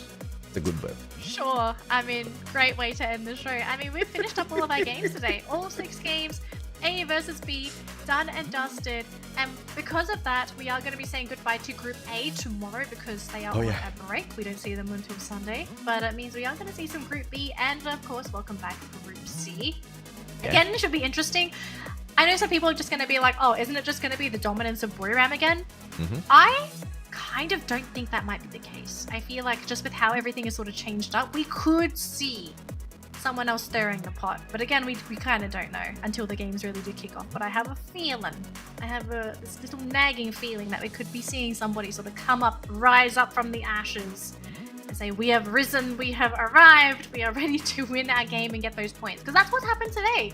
Especially with some of our teams. Esports, out of nowhere. Expand getting some great points as well. Like these 2 teams, definitely on my hit list for the next time that they play. I don't think you should ignore these teams anymore. Definitely have to watch out for them. But again, how will they do against Group C? That's my next question. When Buriram's back, everybody's going to struggle at that bit for sure. That's a different league altogether. But let's take a look at the eliminations here. Pretty stacked up. 10 just between G'day as well as Ray. Total 7 between AimGod and Apex for a total of 17 on the board. Alongside the Booyah gives them 29 points. Solid stuff out of EWAS Divine for a total of 122 points picked up on day 1 after a good break. The Indonesians are back and they are hot. Fun fact here, Raz, who got 6 eliminations in total for the elimination leader this time, is only 2 points short, 2 eliminations short of what Homebois Conspiracy got off of the whole day. In fact, Homebois Conspiracy, another fun fact, got 0 eliminations. They only got 8 points purely from placements. That team really needs to do some rethinking in terms of their strategy. Well, I think I'm not sure about you, but my observation was that they basically played the same all day, didn't they? They tried to play around the outer circle, trying to not get noticed, try and play for that late game, but we saw multiple times they got picked off early. They didn't have a chance to grab points at all because they weren't getting those eliminations. I don't really know what you changed there because they were losing the skirmishes. They just didn't win anything. Like, what do you do at that point when it feels a little hopeless for you, no matter what you try? I mean, I think you need a mental moment just to sit down with the team. I think you have to have a really big talk. It really almost feels like you have to have that really big talk. I think we can sort them out, but I'm not gonna have that talk with them. Somebody else needs to. It almost looks like Homebois is going through a conspiracy against their own brand. They're not performing on purpose because there's just no excuses. You should be able to at least get into that final circle. This is a team, once again, arguably as good as Expand. At least they used to be, right? And then they just kind of fell off the face of the earth, never to make it back. But to only walk away with 8 placement points through 6 games played is 8 placements, and 8 eliminations, I have to say. So for a total of 16 points is just, not acceptable at all. Definitely have to have that talk. But as we wrap up the day here, ladies and gentlemen, just very quickly, the round standings for our final game. 29 points there for EVOS, who also secured the Booyah and got 17 eliminations, followed by Indostars in second place with 22 points, mostly from the eliminations. They didn't actually place top 3. They actually only got 7 placement points, followed by Esports, 20 points. I mean, for Esports to get 20 points, something like that consistently throughout the day is very impressive. And look at this. Esports have rocketed themselves all the way to 9th place, pushing RRQ down to 10th. Wow. Solid stuff, but they're still a legit 66 points behind Expand. So it's quite a bit of hustle that they need to do. But if there's something that we can bet on, it is the fight within the Vietnamese squad. We know we can depend on them. And this is the kind of team that is pretty inconsistent. So they might just show us a massive day one of these next couple of days. So we'll just wait to look out for that. Expand on a fantastic day of play today. Didn't manage to exceed the 100-point expectation, but 92 points overall is very, very much acceptable. Well, this is going to conclude our teams in Group A and B. They now both have to deal with Group C over the course of this weekend. But before that, though, our MVP leader is still Fuda on the side of Buriram, getting 4 MVPs. But look at this, though. EVOS have actually caught up and are now in second place with Ray. So we could be seeing a contender here if EVOS are able to get some more MVPs on the board. Yeah, no doubt at all. If EVOS Divine continues this sort of a performance, they can definitely battle Funa as well as Moshi for that MVP spot. Falcon as well as Stalwart, they'll have to bring their usual form of performance back in here if they want to stand a good shot at that MVP prize. Well, AJ, it's been awesome having you as always. Love casting with you. But that's going to conclude the broadcast, ladies and gentlemen. Thank you so much for tuning in to the Free Fire World Series Southeast Asia 2024. We're going to wrap things up, but don't forget, come back tomorrow for our next matchup, which is going to be Groups B versus C.